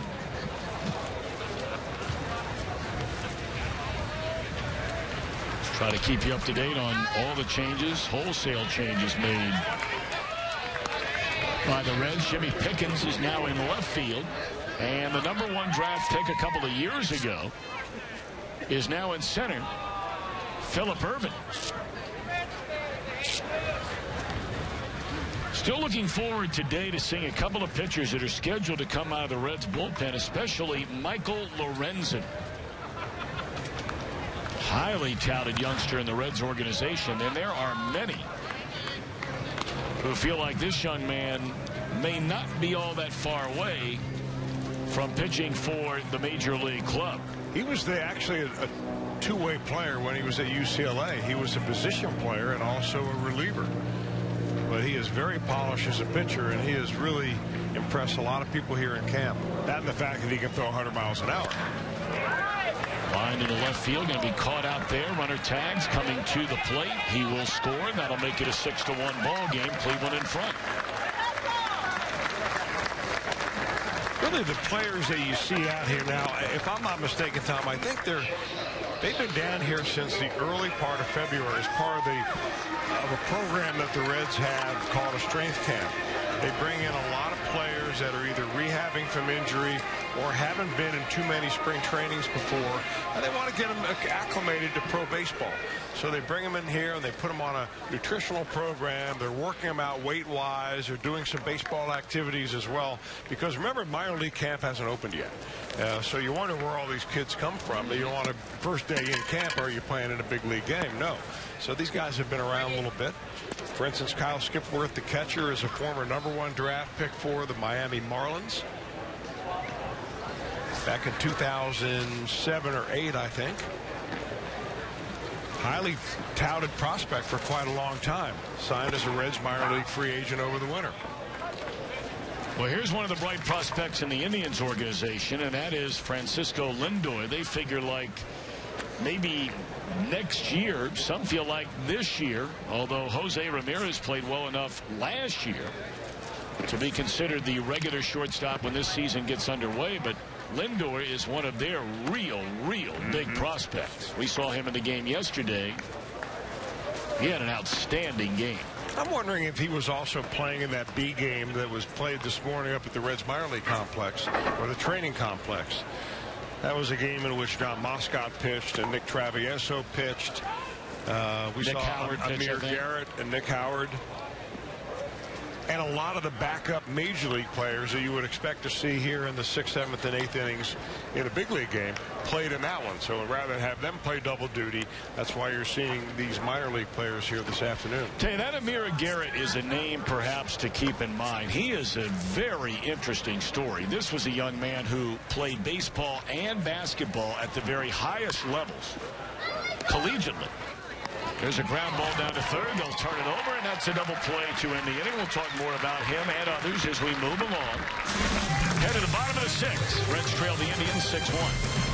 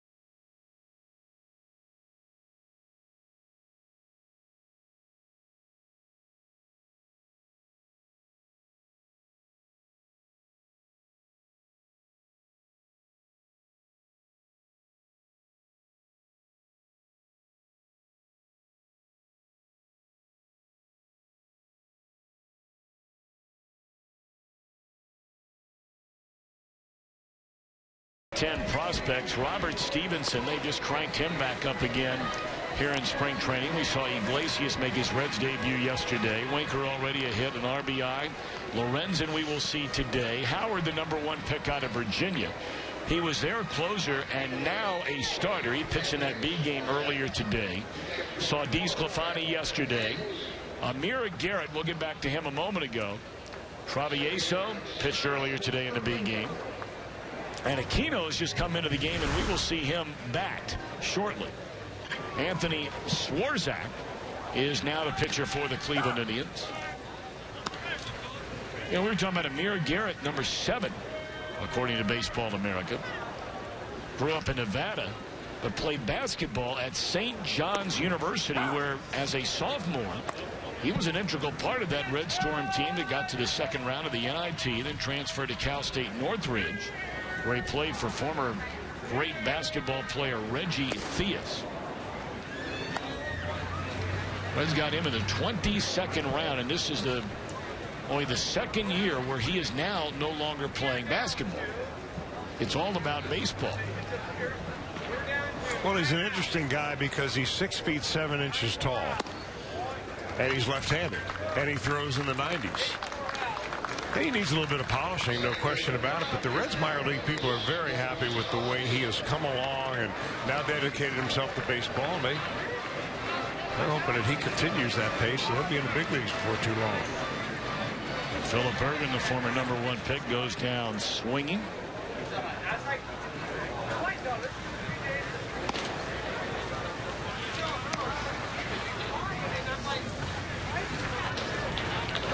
Ervin is a guy that needs a good year. I mean, he's still so young, and so you don't start throwing in the towel on guys that are #1 picks that are 22 years old. But he had a rough year last year at Dayton. Played in 132 games. It hit in the 230s. And the Reds are hoping he'll have a good bounce back here, because his first year in pro ball was very impressive. Short season, albeit. You know, it gives you when you see a lot of these players, it gives you an appreciation for how difficult it is to keep your job as a major leaguer. Because for every major league diamond, there are 4 minor league diamonds filled with players whose main goal is to take your job. It's a lot of dedication of a lot of different coaches and managers and trainers trying to get everything out of those guys. Jeff Grappy will be joining us later. Here's strike 3 to Gonzalez. Hey, Swarzak's got pretty good breaking ball. Jeff is the Reds director of player development, so some of the young players, as they come up to the plate or come out to the mound, Jeff travels all around, all the minor league stops during the season, and has a very, very close eye on every single player in the Red system, including Jimmy Pickens, who bats from the left side with 2 outs and nobody on. He'll be joining us in the 7th inning.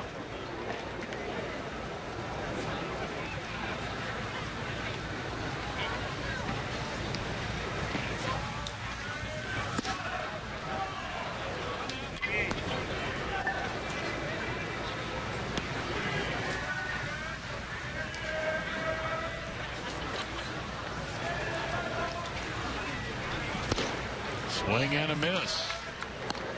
Nothing but strikes from this Cleveland right-hander. Pickens, a 15th round draft choice last summer out of Michigan State, and he's gone swinging, and that'll end the inning. So he fans aside. We go to the 7th. 6-1, Indians in front.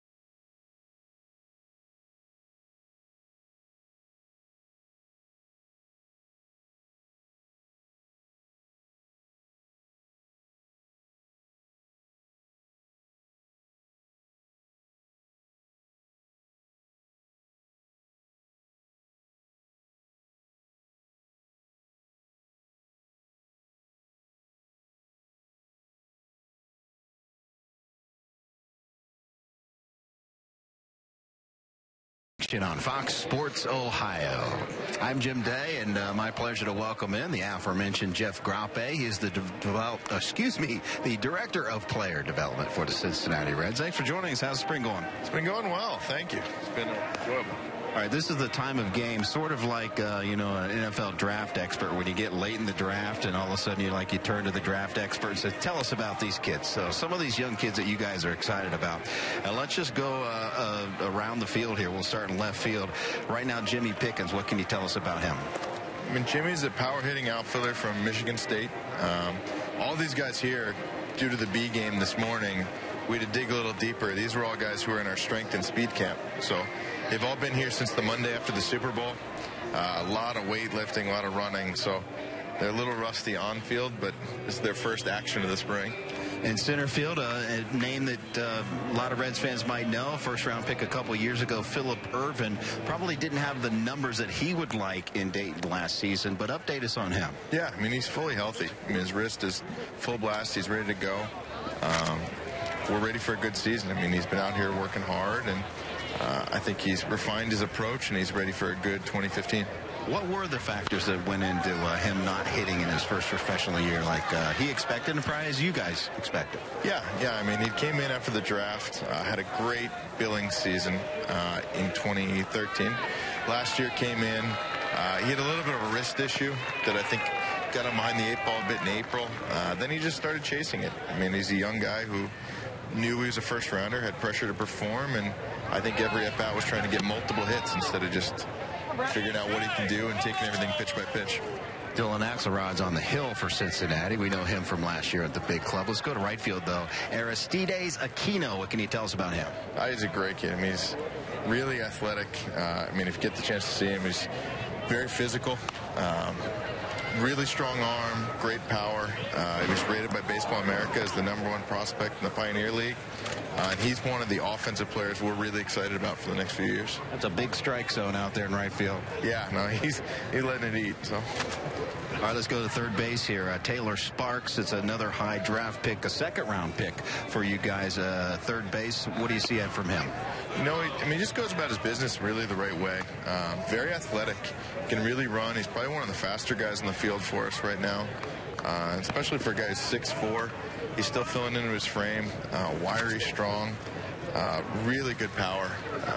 And we're just going to keep working with him on approach and hopefully makes a few more walks in, cut the strikeouts down, and see where we can go.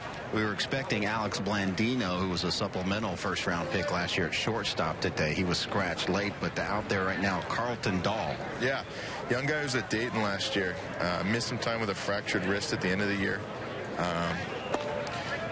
Really, he's learned a lot. It takes a lot of leadership from Didi Gregorius, who we used to have, both from Curacao, work out together in the winter all the time.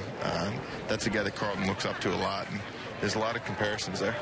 Minor issue with Alex Blandino as far as injury goes? Yeah, just a little hamstring tightness, cramping, and with it being March 5th and these guys technically not even reporting until March 12th for the position player first workout, I figured let's take it easy on him today. Luis Gonzalez, second base. Yeah, natural shortstop that we have playing second today. Really good hands. Turned a great double play before. He's going to push and challenge for the Dayton shortstop job. And another guy that, I mean, this is a group of guys that we're excited about. I mean, it's a good collection of guys that, like I said, have been getting after it since early February. So it's a good reward for them to be out there today. Brian O'Grady, first base. He was a senior from Rutgers last year. He's played center for us. He's played first. He's played left. Kind of plays all over the place. Really good approach, left-handed hitter. Just professional at bats, and I think he's a guy that should have a pretty good season here too. Guy hanging the signs right now is a guy named Kyle Skipworth, and that's a big catcher right there. Yeah, no, he's a big frame. He was a former first-rounder by the Marlins. He's been in big league camp, so he's a little ahead of the rest of the guys, but minor league free agent we brought in. I feel like there's still some upside there. So I know Mike Stefanski's been doing a lot of work with him, and we got him headed either AA or AAA and just see what he can do. The minor leaguers as a full group report tomorrow, I take it. Tell us about this early camp, this conditioning camp where some of your top prospects come in early. That has to go a long way. And what is entailed in those couple of weeks? Yeah, no, I mean, it's tedious. It's a lot for them.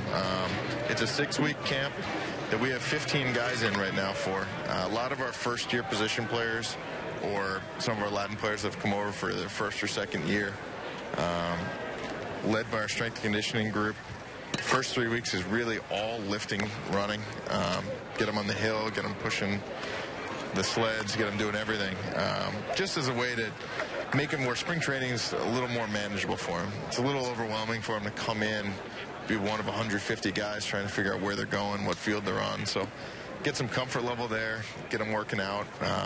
Been a program we've had a lot of success with the last few years. Tom and Chris were talking about Amir Garrett earlier, a big left-hander who's now used to be a Division I scholarship basketball player, now concentrating on baseball full-time. What do you see out of him? He's certainly got a live arm. Have you been working with him mechanically? Because I know last year he kind of threw a little more three-quarters than he is now. Update us on him. Yeah, I mean, Amir, I think that's most impressive for me about Amir is that he just keeps getting better. Every month of the season he was better last year. His second half stats were incredible. The fact that he's totally committed himself to baseball has been just, I mean, it's been awesome for us. Last year was the first time he's ever had a spring training. He's ever had the ability to pitch a full season without having to leave. So the upside's there. And I think this year he's just going to continue to ascend through the system.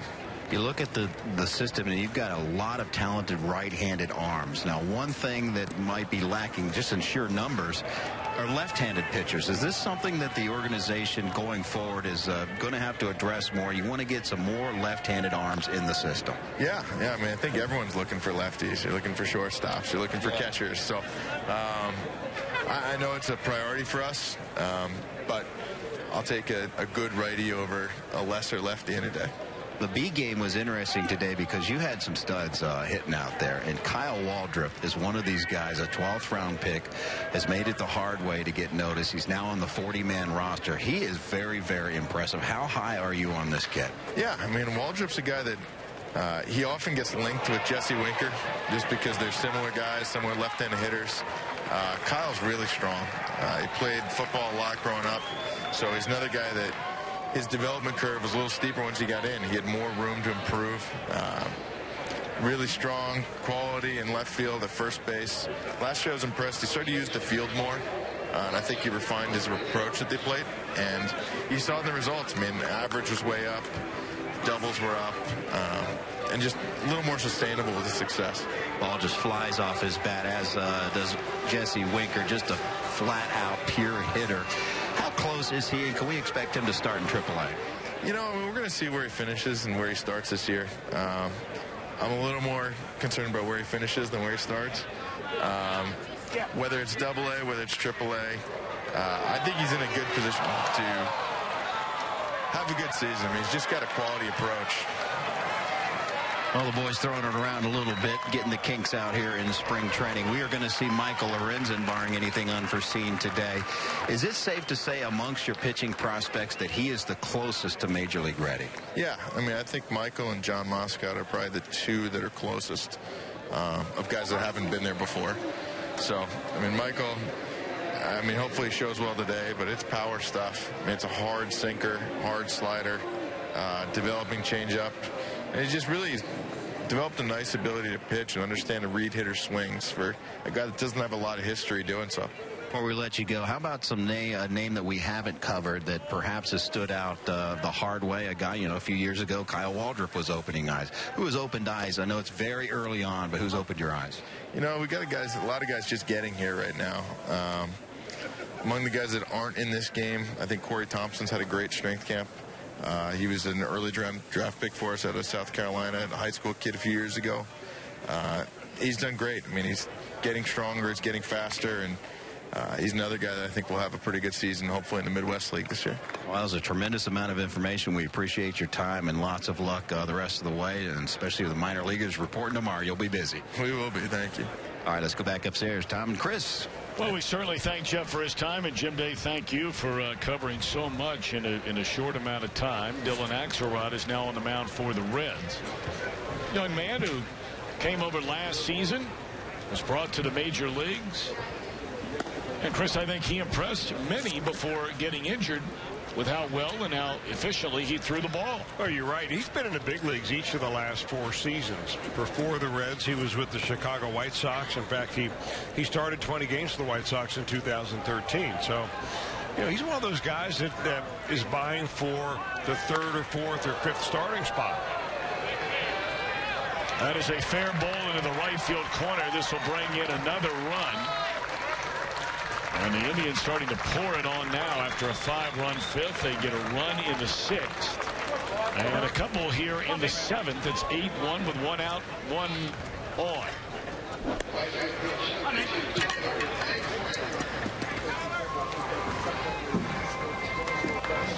Well, that run differential the Reds started their exhibition season with a 10-0 win, evaporating quickly.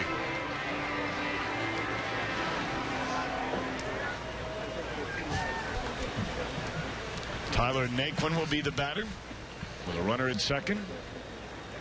And 1 out against Dylan Axelrod. We are in the top of the 7th inning. You know, they talk about the dog days of summer, Tom. You begin here, really, when you've got a lot of players vying for certain positions. You want to see as much baseball as possible. These are dog days for the coaches. They were out there early in the morning. They had a 10 a.m. B game that went a full game. You got to be there to evaluate because you're pitching pitchers in that game that may have something to do with your big league season throughout the season. And then you have a little bite to eat, and you come back out here and you're sitting through a game that is on a pace for 4+ hours. Trying to evaluate, you're going to go back and do it again tomorrow morning.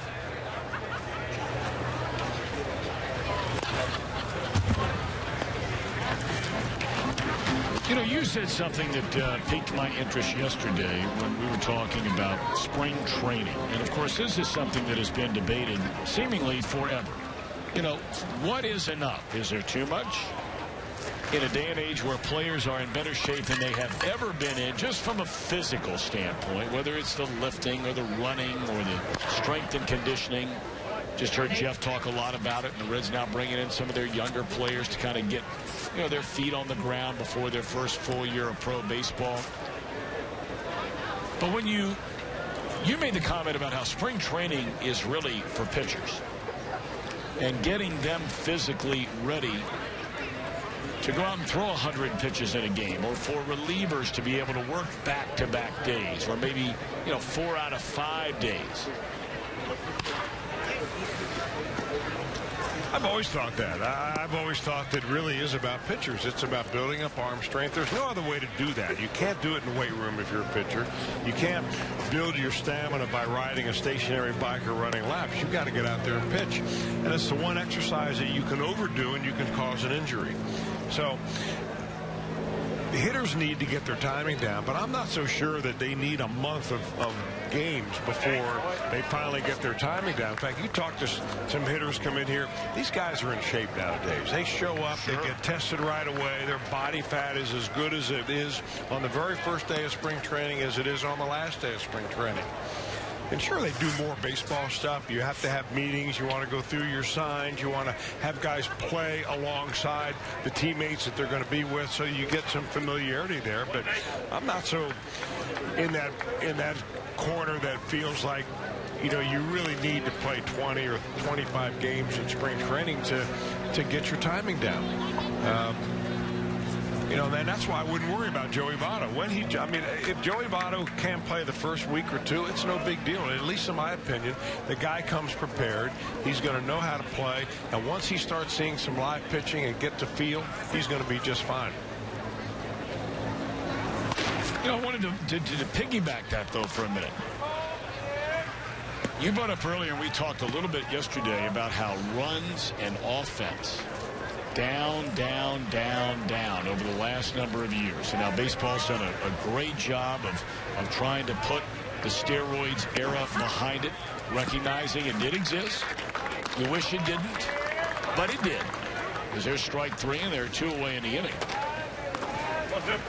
But with runs and hits and offense becoming rarer, if you will, by the day, right?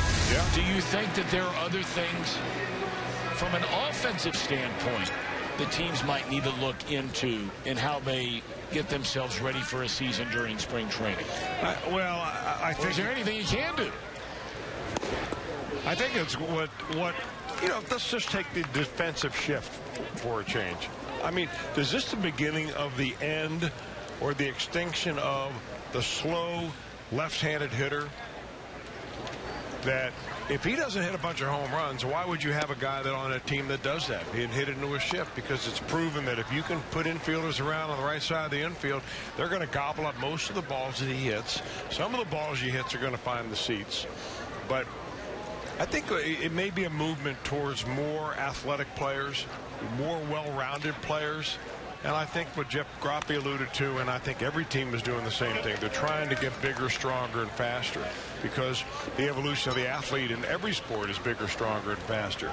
But the question is, does it make you a better baseball player overall? Or does it make you more prone to injury? I mean, do you go first to third better because you lift a lot of weights?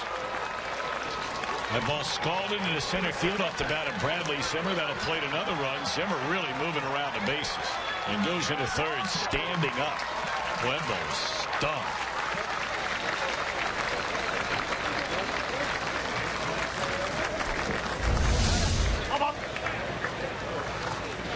Pretty much right down Broadway. Not a good route by the red center fielder Irvin on that one. I thought that ball was going to be cut off and ended up going all the way to the wall, and he ends up with a triple.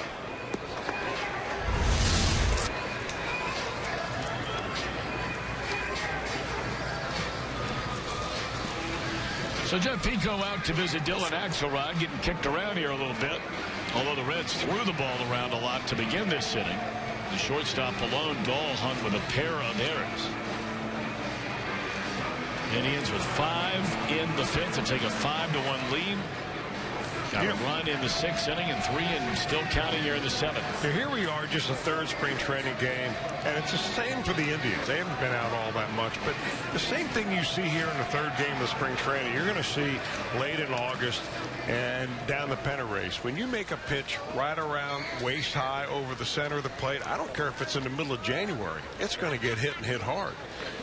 And this is why you go back to say, you know, it is spring training about pitching. You got to hit your spots, and this is where you learn to do it. And if you're on the bubble like Dylan Axelrod, every one of these games is important. You may get a mulligan first time around because it is early, and we know you haven't pitched yet, and so on. But you know, he's a guy out there right now working very hard to keep his major league dream alive. Sure. Because there may or may not be room for him at AAA when it's all said and done if he doesn't make the big league team. I'm not saying there is or not. I don't know the specifics about Dylan's situation, but I can tell you that he wants to get guys out, and it's important that he does so. That might have been Billy Doran calling you to give you the lowdown on what is available in Louisville this year. I'm not answering it.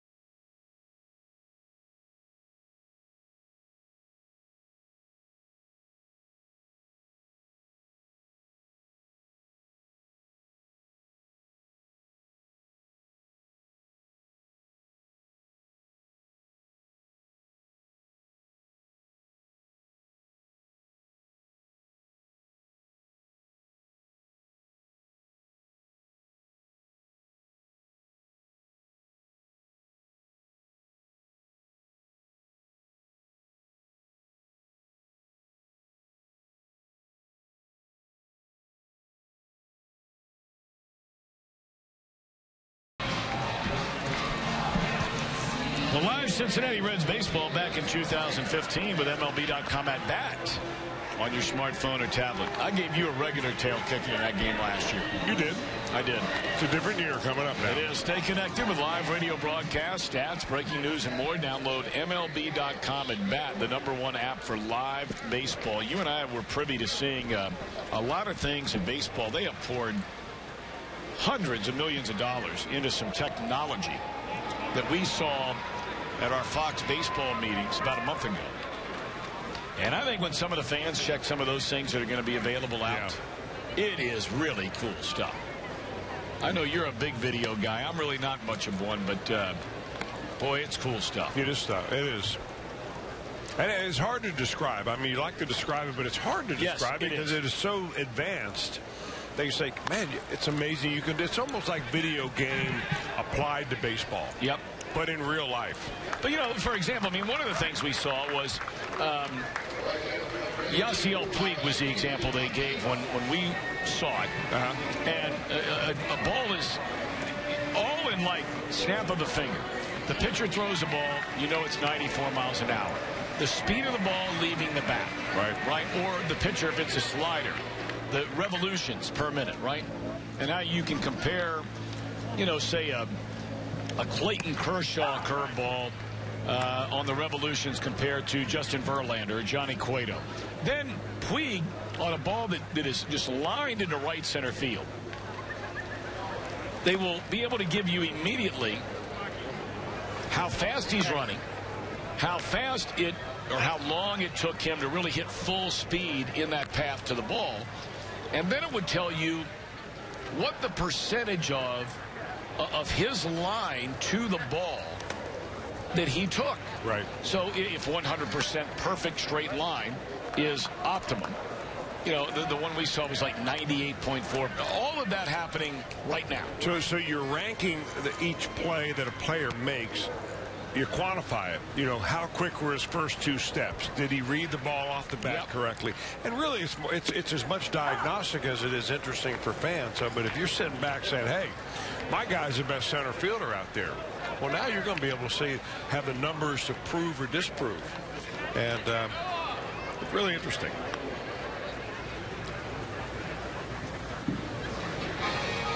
I am going to have a little comeback this year, though, when it comes to that head-to-head. I know we played head-to-head. We also played, I'm not sure how much you played at the 56.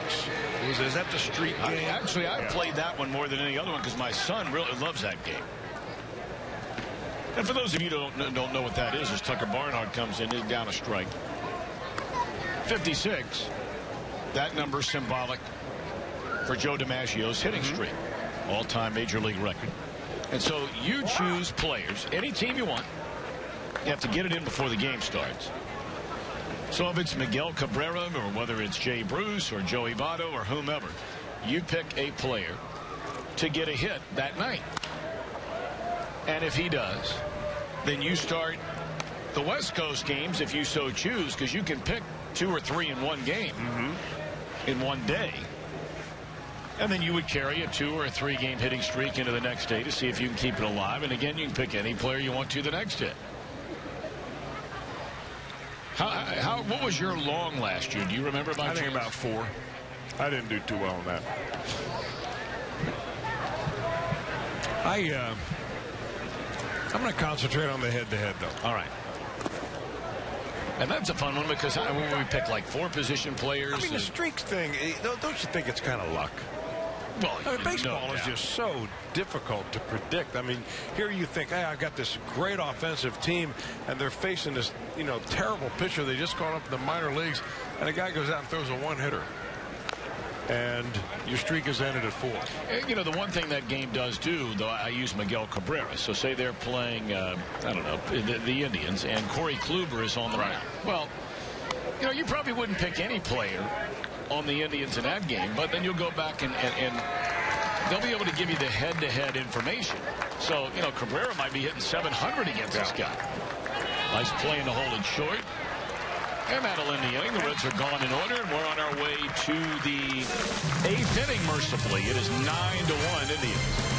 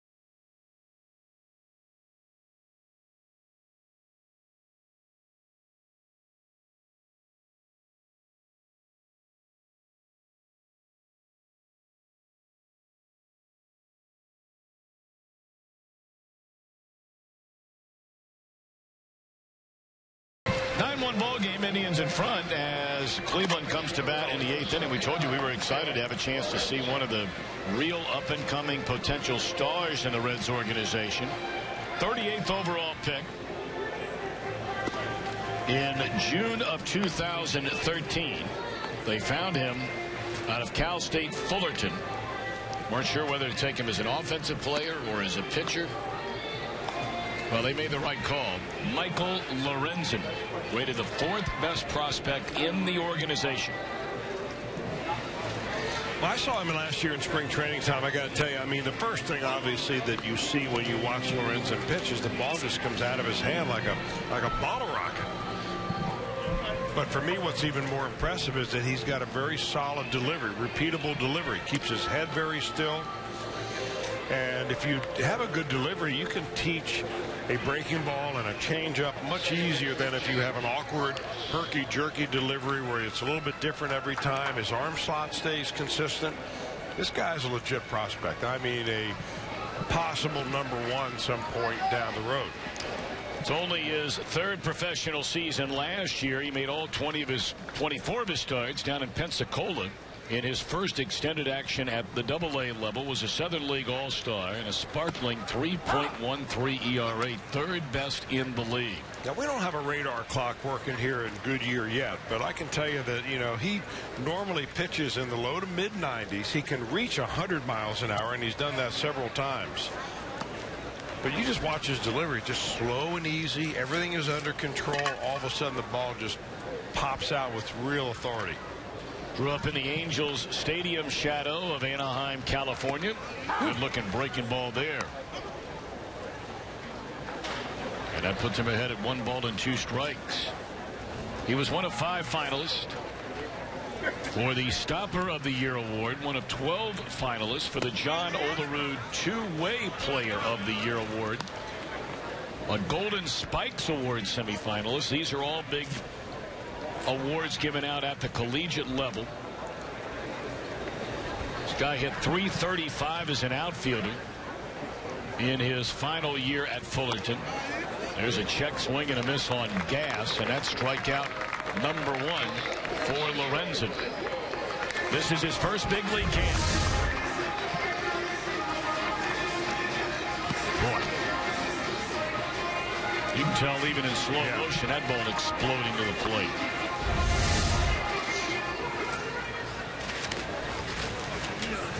There are many around Reds camp. I don't think anybody's going to put their name to it because they may not be in a position of authority to be comfortable enough to do that. But there are a number around Reds camp that feel Lorenzan has a legitimate chance to pitch for the major league club this year. That will remain to be seen. I don't think there's any doubt about it. And that's interesting to hear from people inside the ball club, because the Reds have been traditionally known as a team very conservative in bringing their pitchers up out of the minor leagues. Some ball clubs are a little bit more aggressive in that. They'll bring a kid right up from AA to the big leagues. You don't see that ever happen very often. Last time that's really happened with the Reds, of course, Mike Leake coming right out of Arizona State and going right to the major leagues after having a pretty solid spring training. But we don't see guys jumping up out of AA normally. But it's nice to see some of the arms that the Reds have stockpiled down there. And the poster boy is the guy on the mound now. We're going to check in with Jim Day for a little bit more on the personal side of Michael Lorenzan after he faces Lindor.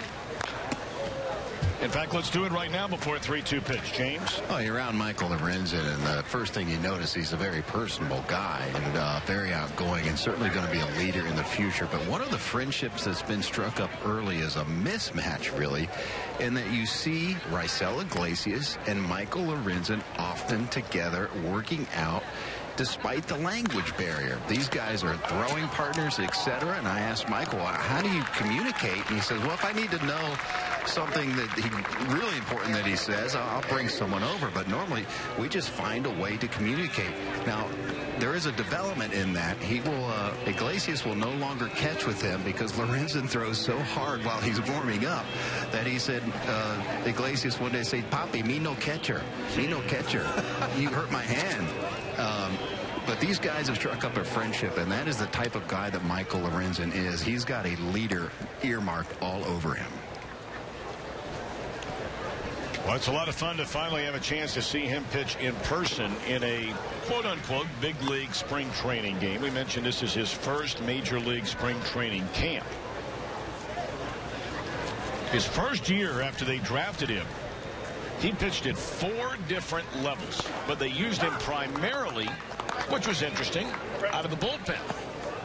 He only made 1 start that first year, so last year was the first year he had put together an entire season, collegiately, probably all the way back to high school, where he was exclusively a starting pitcher and not doing anything else. Well, that's normally what you do with your best arms in the organization, is you get as many innings as possible on them so they can learn about themselves. They repeat their delivery. They learn their secondary pitches and so on.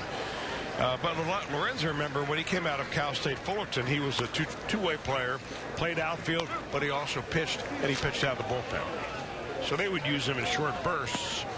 And I mean burst with a capital B, because he come in out and then you slam the door as a closer. That one served in left field, a base hit by Brett Hayes. And he's aboard with a 2-out single here in the Cleveland 8th inning.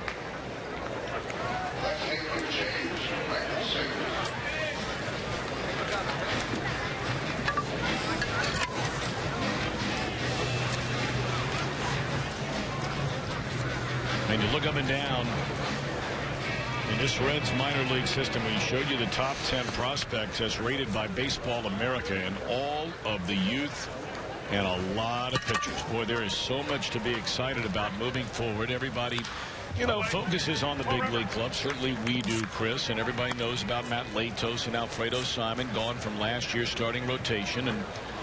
And nobody believes beginning this year that any of these young pitchers will step in to be that guy right here and right now. But as you move forward, looking at the youth of those that are currently in the Red starting rotation, whether it's Homer Bailey, Mike Leake, the Cueto situation, we'll see how it plays out. But moving forward, if everyone, good Lord willing, stays healthy, I mean, this is potentially a couple of years out, a really good-looking starting rotation with perhaps Lorenzan at the front of it. Yeah, you're right. And I'm of the opinion, Tom, I like to get the guys who can throw strikes with good stuff, move them aggressively, because they're going to have a time of adjustment anyway. Every time you take him, you put him in AAA, he's going to have a little time of adjustment. You take him to the big league, it's going to take him a little bit to adjust. The crowds get bigger, and the strike zones get smaller, and the hitters are better. But if you've got the talent, and you got a guy out of a big-time college program like Cal State Fullerton, and he's got the ability that Lorenzan does with that repeatable delivery, hey, his time should be sooner than later. That is something the Cardinals have done very effectively the last couple of years. They haven't waited around on a lot of guys, whether it's Shelby Miller, Michael Wacha, Kevin Segrist, Seth Maness. All those guys very young, quickly through the minor league system. I mean, that's really what big-time colleges are nowadays, is a form of minor leagues. I mean, for instance, Michael Lorenzan was drafted in the 7th round, I think, by the Marlins, and decided not to sign, make it the Tampa Bay Rays, back when he came out of high school. And it was a 7th round pick, and I'm sure they offered him pretty good money to sign. He says it was a very tough decision which way he was going to go. And he consulted with a lot of people, including his pastor. He's a very deeply religious young man. And they decided to forego that and take a scholarship from Cal State Fullerton, where he eventually became a 1st round pick by the Reds. Fastball in there to get ahead, 0-2 on Nelson Rodriguez. So a single and a walk after retiring the first 2 batters for Lorenzan. I would imagine we'll see him out there for 2 innings today, although Contreras was up and throwing earlier, so perhaps they'll want to sneak him in the ninth.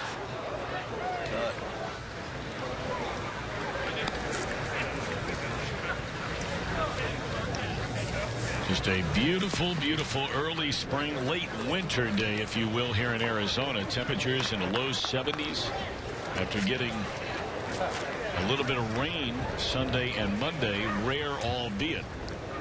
Last couple of days, bright sunshine, temperatures really warming up beginning tomorrow. There you go, rubbing it in again. Not doing it because I'm on my way back to the cold and the snow. Gone swinging on a breaking ball, so Lorenzan allows a hit, walks a batter, fans 2. Reds will bat in the bottom of the 8th inning, trailing 9-1.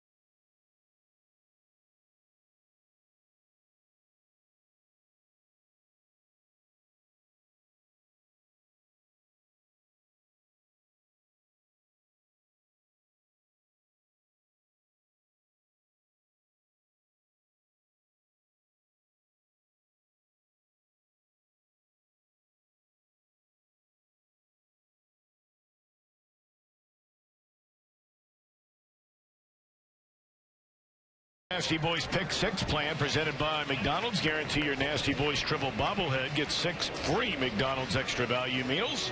Plus pick 5 additional games of your choice, including Super Saturdays featuring 9 bobblehead days. You can get 28% off getting on it now. 513-765-7500, the number to dial. Brian O'Grady, left-handed batter, to lead things off here in the Reds' bottom half of the 8th inning. Cleveland in front, 9-1. He's a rare senior out of college. He was taken out of Rutgers. You heard Jeff Grappy talking about him earlier. Pretty versatile player. He likes to play center field, can play all 3 outfield positions. He's in at first base today with the Reds. All right, Thor. Stole a few bases, had 7 bags last year, did not get caught.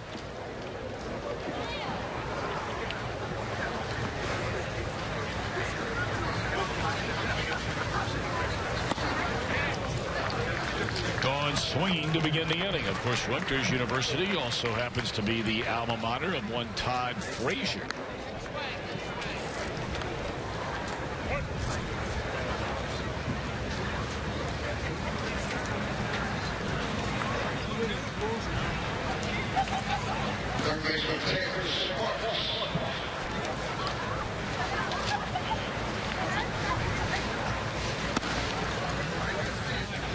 That'll bring Taylor Sparks, third baseman, to the plate. Played collegiately at University of California, Irvine. And Jeff Grappy mentioned a moment ago, I mean, this guy's a second-round pick.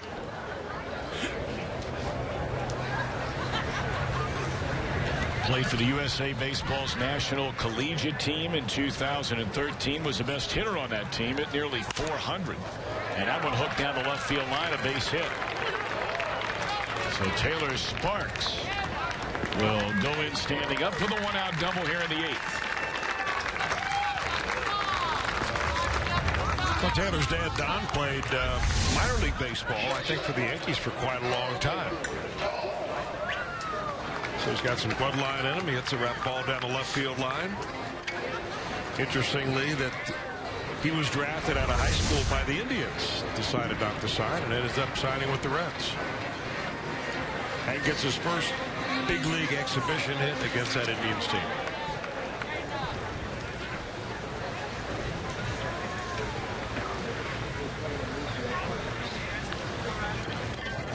Reds down 9-1, batting here in the bottom of the 8th inning, and that one is back to the shortstop behind the bag. We'll throw out Dahl.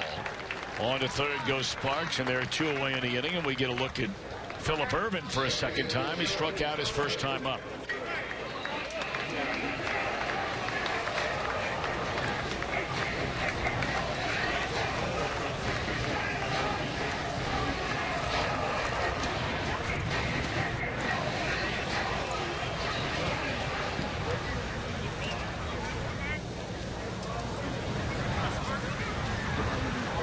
This is a powerfully built young man, Ervin. And as Jeff Grappy mentioned a moment ago, there is no doubt the tremendous fall off his second year as opposed to the great first year he had for the Reds had so much to do with that injured wrist. There's a bouncer, diving play at third, and the throw is in the dirt. Ervin safe. Runner scores Sparks from third, and that'll make it a 9-2 game. Gets down the line pretty good, Ervin does. Almost thrown out. Third baseman comes up and puts that ball into the dirt. Reds are trying to put a couple on the board here. And that'll be scored a base hit and an RBI for Ervin.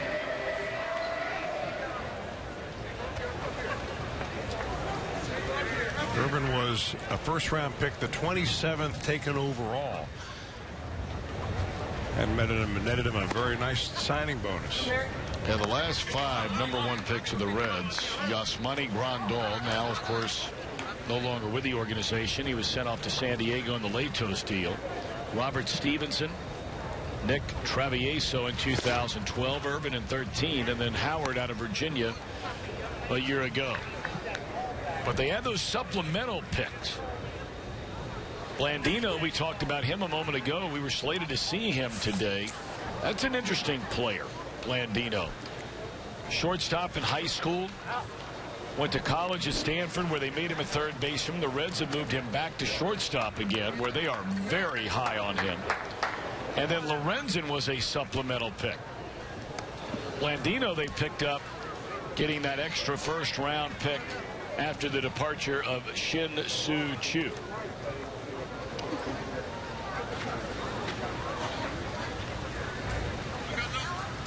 So you get an extra pick when you lose I think, is it a type A free agent? Yeah, I think they call it something a little bit different. Yeah, but in essence, yes. I think they gave all that a new vocabulary, if I'm not mistaken, a year ago.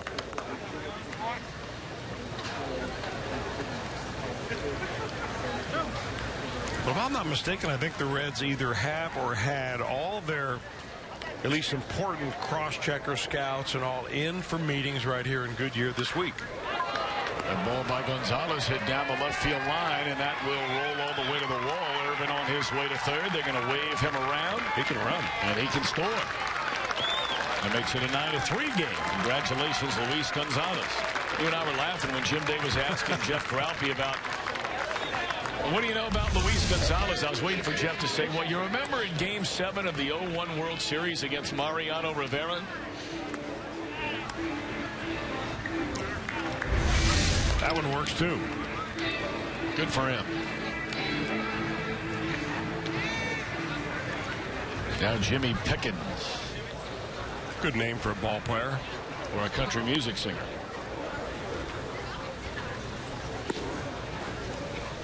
And oftentimes they go hand in hand. I remember in spring training many years ago out here to raise money for charity when Garth Brooks was playing in spring training with the San Diego Padres. That was really cool. I actually got to announce 2 games that he played in. So I can actually say, not that it adds up to anything and it wouldn't get you a cup of coffee, but actually had a chance to broadcast baseball games played by Michael Jordan and Garth Brooks. It's not bad. Pretty good. How'd you do? Michael Jordan had one of the great games of all time. That was pre-interleague play days where the Cubs and the White Sox would play during the regular season on an off day. And if I remember right, Jordan had something like 3 or 4 hits, knocked in 5, 6, 7 runs in a game. It was just incredible. Here was this guy that everybody remembers when he did it. But to be there in person and watch Michael Jordan come walking to the plate in a baseball uniform, and they saw him out here when he was playing in the Arizona Fall League. But back in those days, none of those games were on television, anything like that. So really nobody saw him because only about 150 people come to those games on a nightly basis. But that was really cool to see. He was giving it an honest effort to try and get to the big leagues. And as I remember, Terry Francona was his manager when he played down in the minor leagues with the White Sox. Yep. His first manager. One of the all-time good guys right there. Oh, man. No doubt about it. And obviously has proven himself to be more than just a manager of a team that was spending, you know, just incredible amounts of money on a payroll. Because he has done a great job where that's not the case in Cleveland his first 2 years there. On our way to the ninth, 9-3 Indians in front.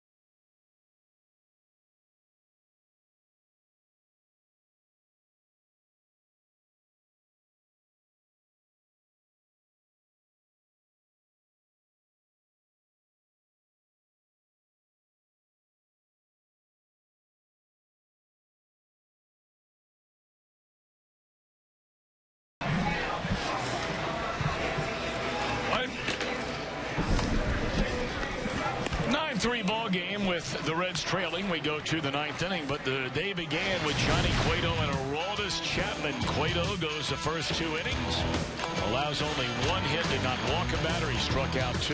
Very crisp, very sharp vintage Johnny Cueto. And Aroldis Chapman, not quite as sharp with command, but walked the first batter, struck out 3 in a row.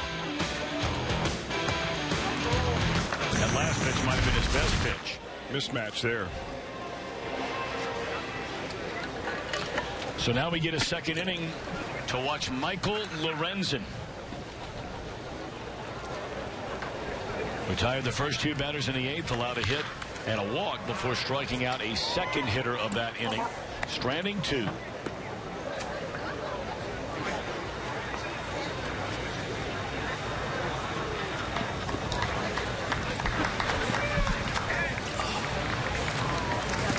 You can rest assured that whether it's Jeff Grappy or whether it's Walt Jocketty or whether it be Brian Price and Jeff Pico, his pitching coach, they are very dialed in to this top half of the 9th inning on this Thursday, March the 5th, even in a 9-3 game, to watch Lorenzan. Look at that breaking. Ooh, wow. Third strikeout in an inning and a third for this young right-hander. Man, that's big league breaking. And that's an effortless delivery, too.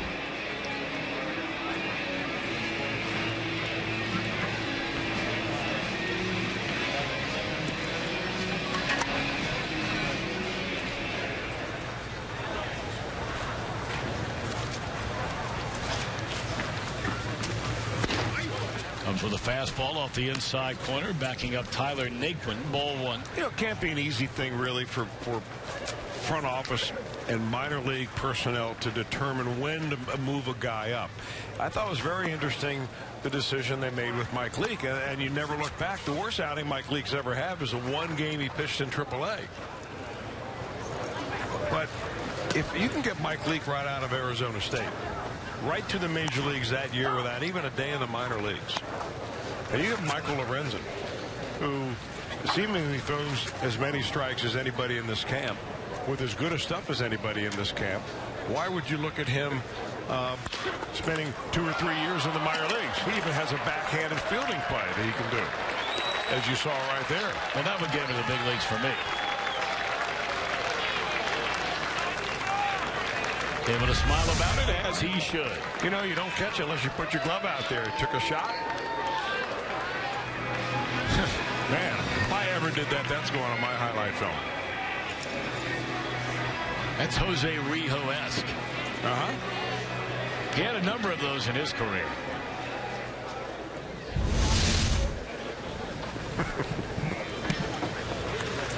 A lot of the guys coming down there to take a look at Jim Day's monitor there in the booth to take a look at that play made by Lorenzan.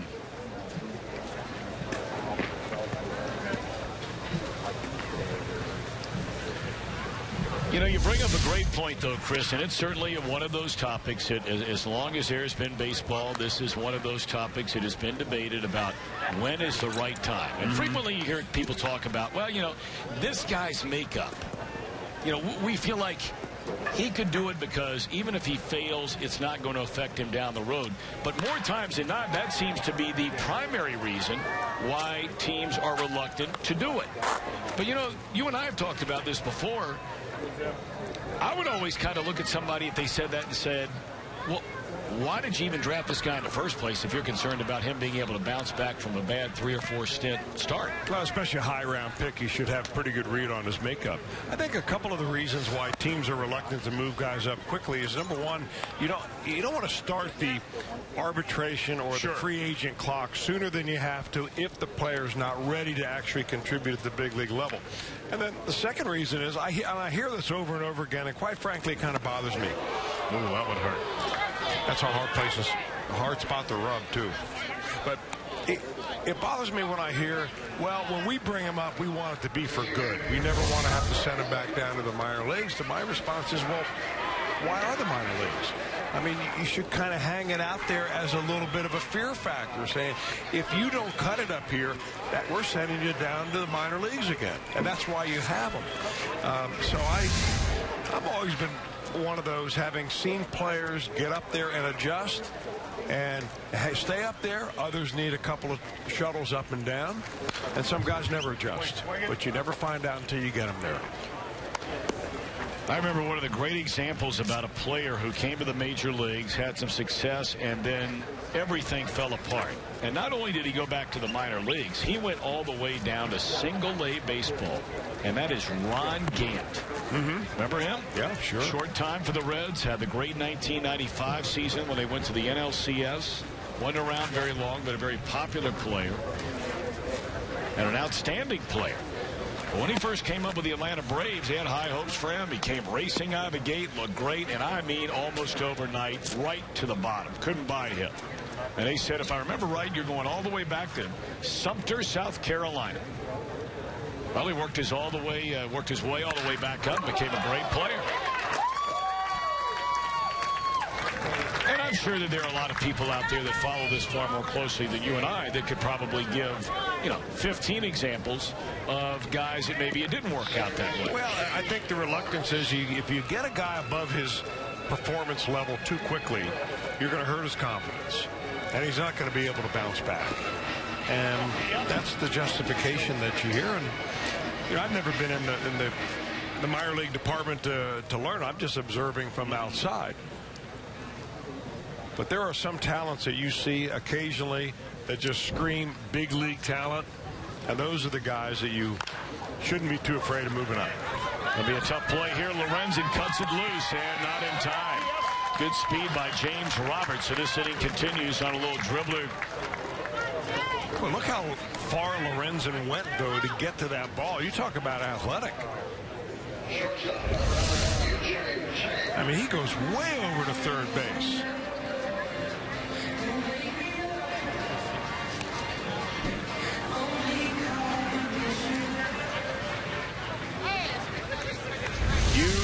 Chang will now bat with the bases loaded and 2 outs after the infield hit. Lorenzan trying to make it a scoreless outing here today. Fastball is high.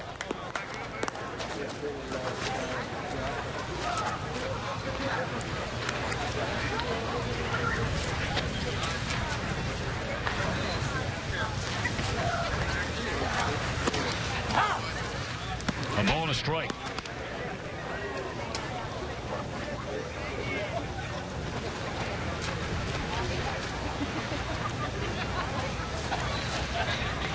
Lorenzan threw 121 innings last year in his 24 starts, all at AA Pensacola. So I think most would look at his immediate future, if you're not going to keep him on the major league club, which certainly would be a stunner. Knowing the Reds and their reputation and probably where Lorenzan is, only 2 full years. Not even 2 full years. Look at that breaking ball in for strike 3. But he might be pitching to start the year for Delino DeShields in Louisville. Good-looking young pitcher Michael Lorenzan. Scoreless 2 innings on the mound.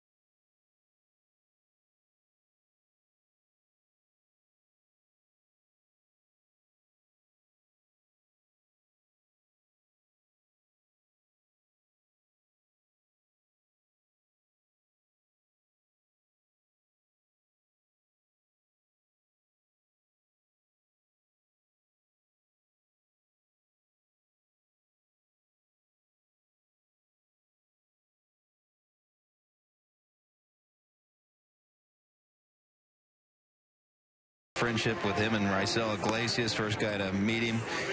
Raisel Iglesias having a laugh, and they came over to the monitor and kind of look at some replays during the half inning right there. And Lorenzan, this is the type of guy he is, as successful as he was in those 2 innings. He says, I'm flying open, I'm doing this, I'm doing all these things that I haven't done before. I can be a lot better than that. So already putting pressure on himself, but we like that. Well, that's great stuff down there in that dugout. Now he sits with Jeff Pico, the pitching coach. Chris, what do you talk about when you're down there? You know, Pico probably hasn't seen a lot of Lorenzan. He's certainly seen him throw some bullpen since he got here in the spring training. But after 2 innings, what are they probably talking about? You know, usually, Tom, I think it's probably the same thing for batting coach, but, you know, you're usually working on 1 or 2 things with these pitchers. So Pico has to remember what it is with Lorenzan. What have we been working on? Are you flying open with your front side? Are you not getting your glove in the right position? Are you dropping your arm slot? Is it your direction? Whatever it may be. He's talking mechanics, and it's probably that one item that they've been working on that Lorenzan's kind of got a spotlight on, saying, all right, this is what I need to work on. And that's probably what they're doing. Jim Day, we sure have enjoyed having you, as you are during the regular season, a regular part of the telecast. Great stuff down there in the dugout. Just in the last 2 days, our first 2 games on the 2, we've heard from virtually everybody who's anybody on this Reds team, including Joey Votto a little bit earlier today.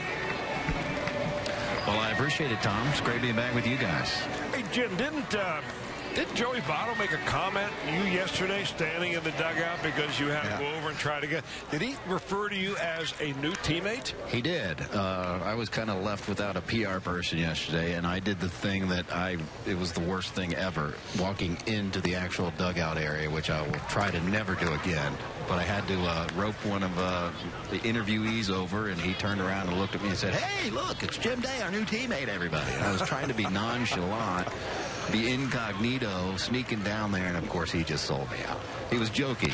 Well, he's your old pal. I mean, you're just down there having fun, and I mean, he's just having a good time at your expense. Well, if I'm one of his teammates, they're in trouble. Did you tell him you wanted number 19 when you got a uniform? I'll drop that on him next time. That's pretty good. We got 91 for you. I'm 19. Well. Now, was that you, Jim Day, or was it our buddy George Grand, who was out here until a couple of days ago when all the snow began? He had to get back home into Connecticut, that had the extended sit-down with Joey Votto.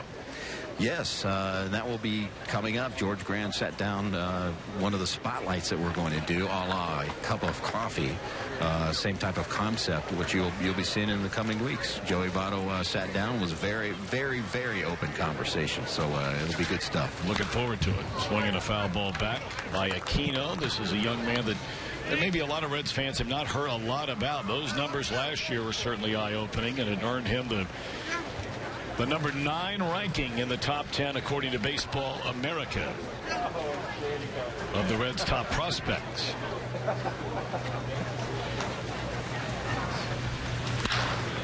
That's a nice piece of hitting right there. Looped into left field on a pitch away from him. And Aquino with a couple of base hits here today.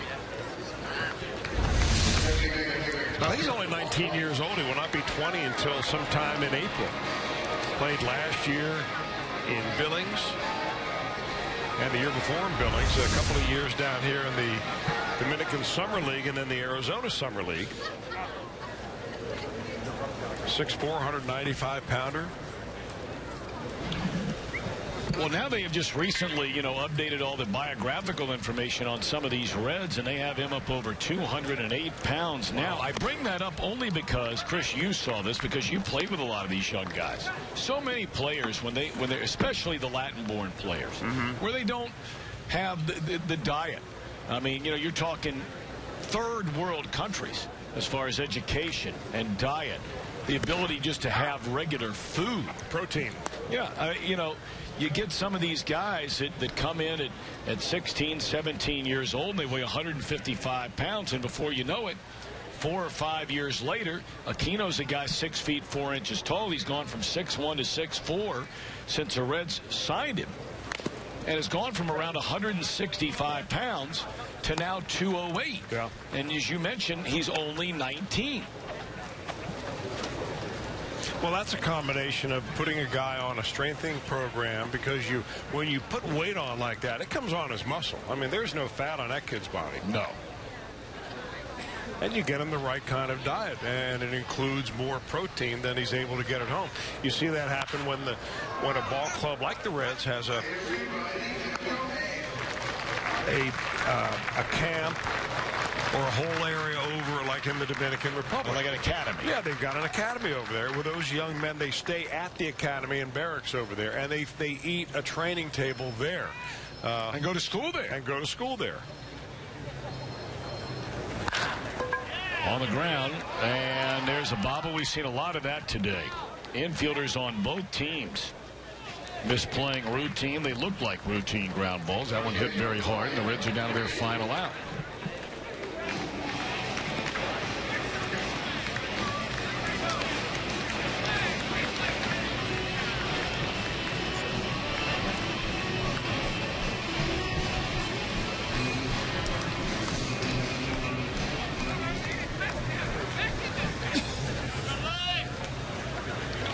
Runs, 12 hits for the Tribe, 3 runs, 7 hits, 3 errors for the Reds. Well, again, our next telecast here on Fox Sports Ohio of Reds baseball in spring training will come your way on St. Patrick's Day. And then we will have, after that game on March 17th, Our final Reds telecast before opening day on March the 26th. Now, do you have any special wardrobe you're going to wear on St. Patrick's Day? I don't know yet. I'm not sure. How about you? Is that a Tuesday? Are we going to wear a green bow tie or anything on that day? It's a good question. If you'd like to do that, I'd be more than happy to do it. I mean, at the very minimum, I'm sure Fox Sports Ohio will spring for green polos that day. Perhaps. I'd like to have a green jacket, but I need to improve my putting, I think. Well, you work on that. And, you know, if you want to go with the green bow ties, you let me know.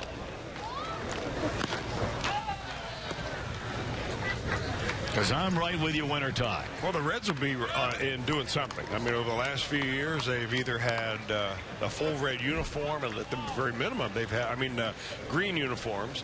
At the very minimum, they've done green caps. Green refreshments, maybe up in the TV booth that day. I would think that would go unspoken. There's zero debate about that. See, we've agreed on a lot of things already this year. We have, and I've really enjoyed it. 2 days in a row being back with my main man, Chris Welsh. I'm so excited about the year, and this ought to tie a ribbon around this one. As the Indians win it by a final count of 9-3, but really good work on the mound today from Cueto, Chapman, Manny Parra threw the ball very well today, and then to finish it off with Michael Lorenzan. It was impressive. Those guys that you want to see excel like that and do well, especially at the very top. You know, Parra, Chapman, and Johnny Cueto, very impressive. Reds didn't get much in the way of offense, but I'm sure their best hitting days are to come. I'd like to thank the producer of Reds Baseball, Josh Hall, our director, Brian Hunterman, our graphics coordinator, Lauren White, and up here in the booth, our main man, Kent Dream Weaver. For Chris Welsh, I'm Tom Brenneman and our entire Fox Sports Ohio crew. Thanks so much for being with us. This game will be replayed later tonight along with Reds Weekly. And we will see you March the 17th. Have a great day, everybody.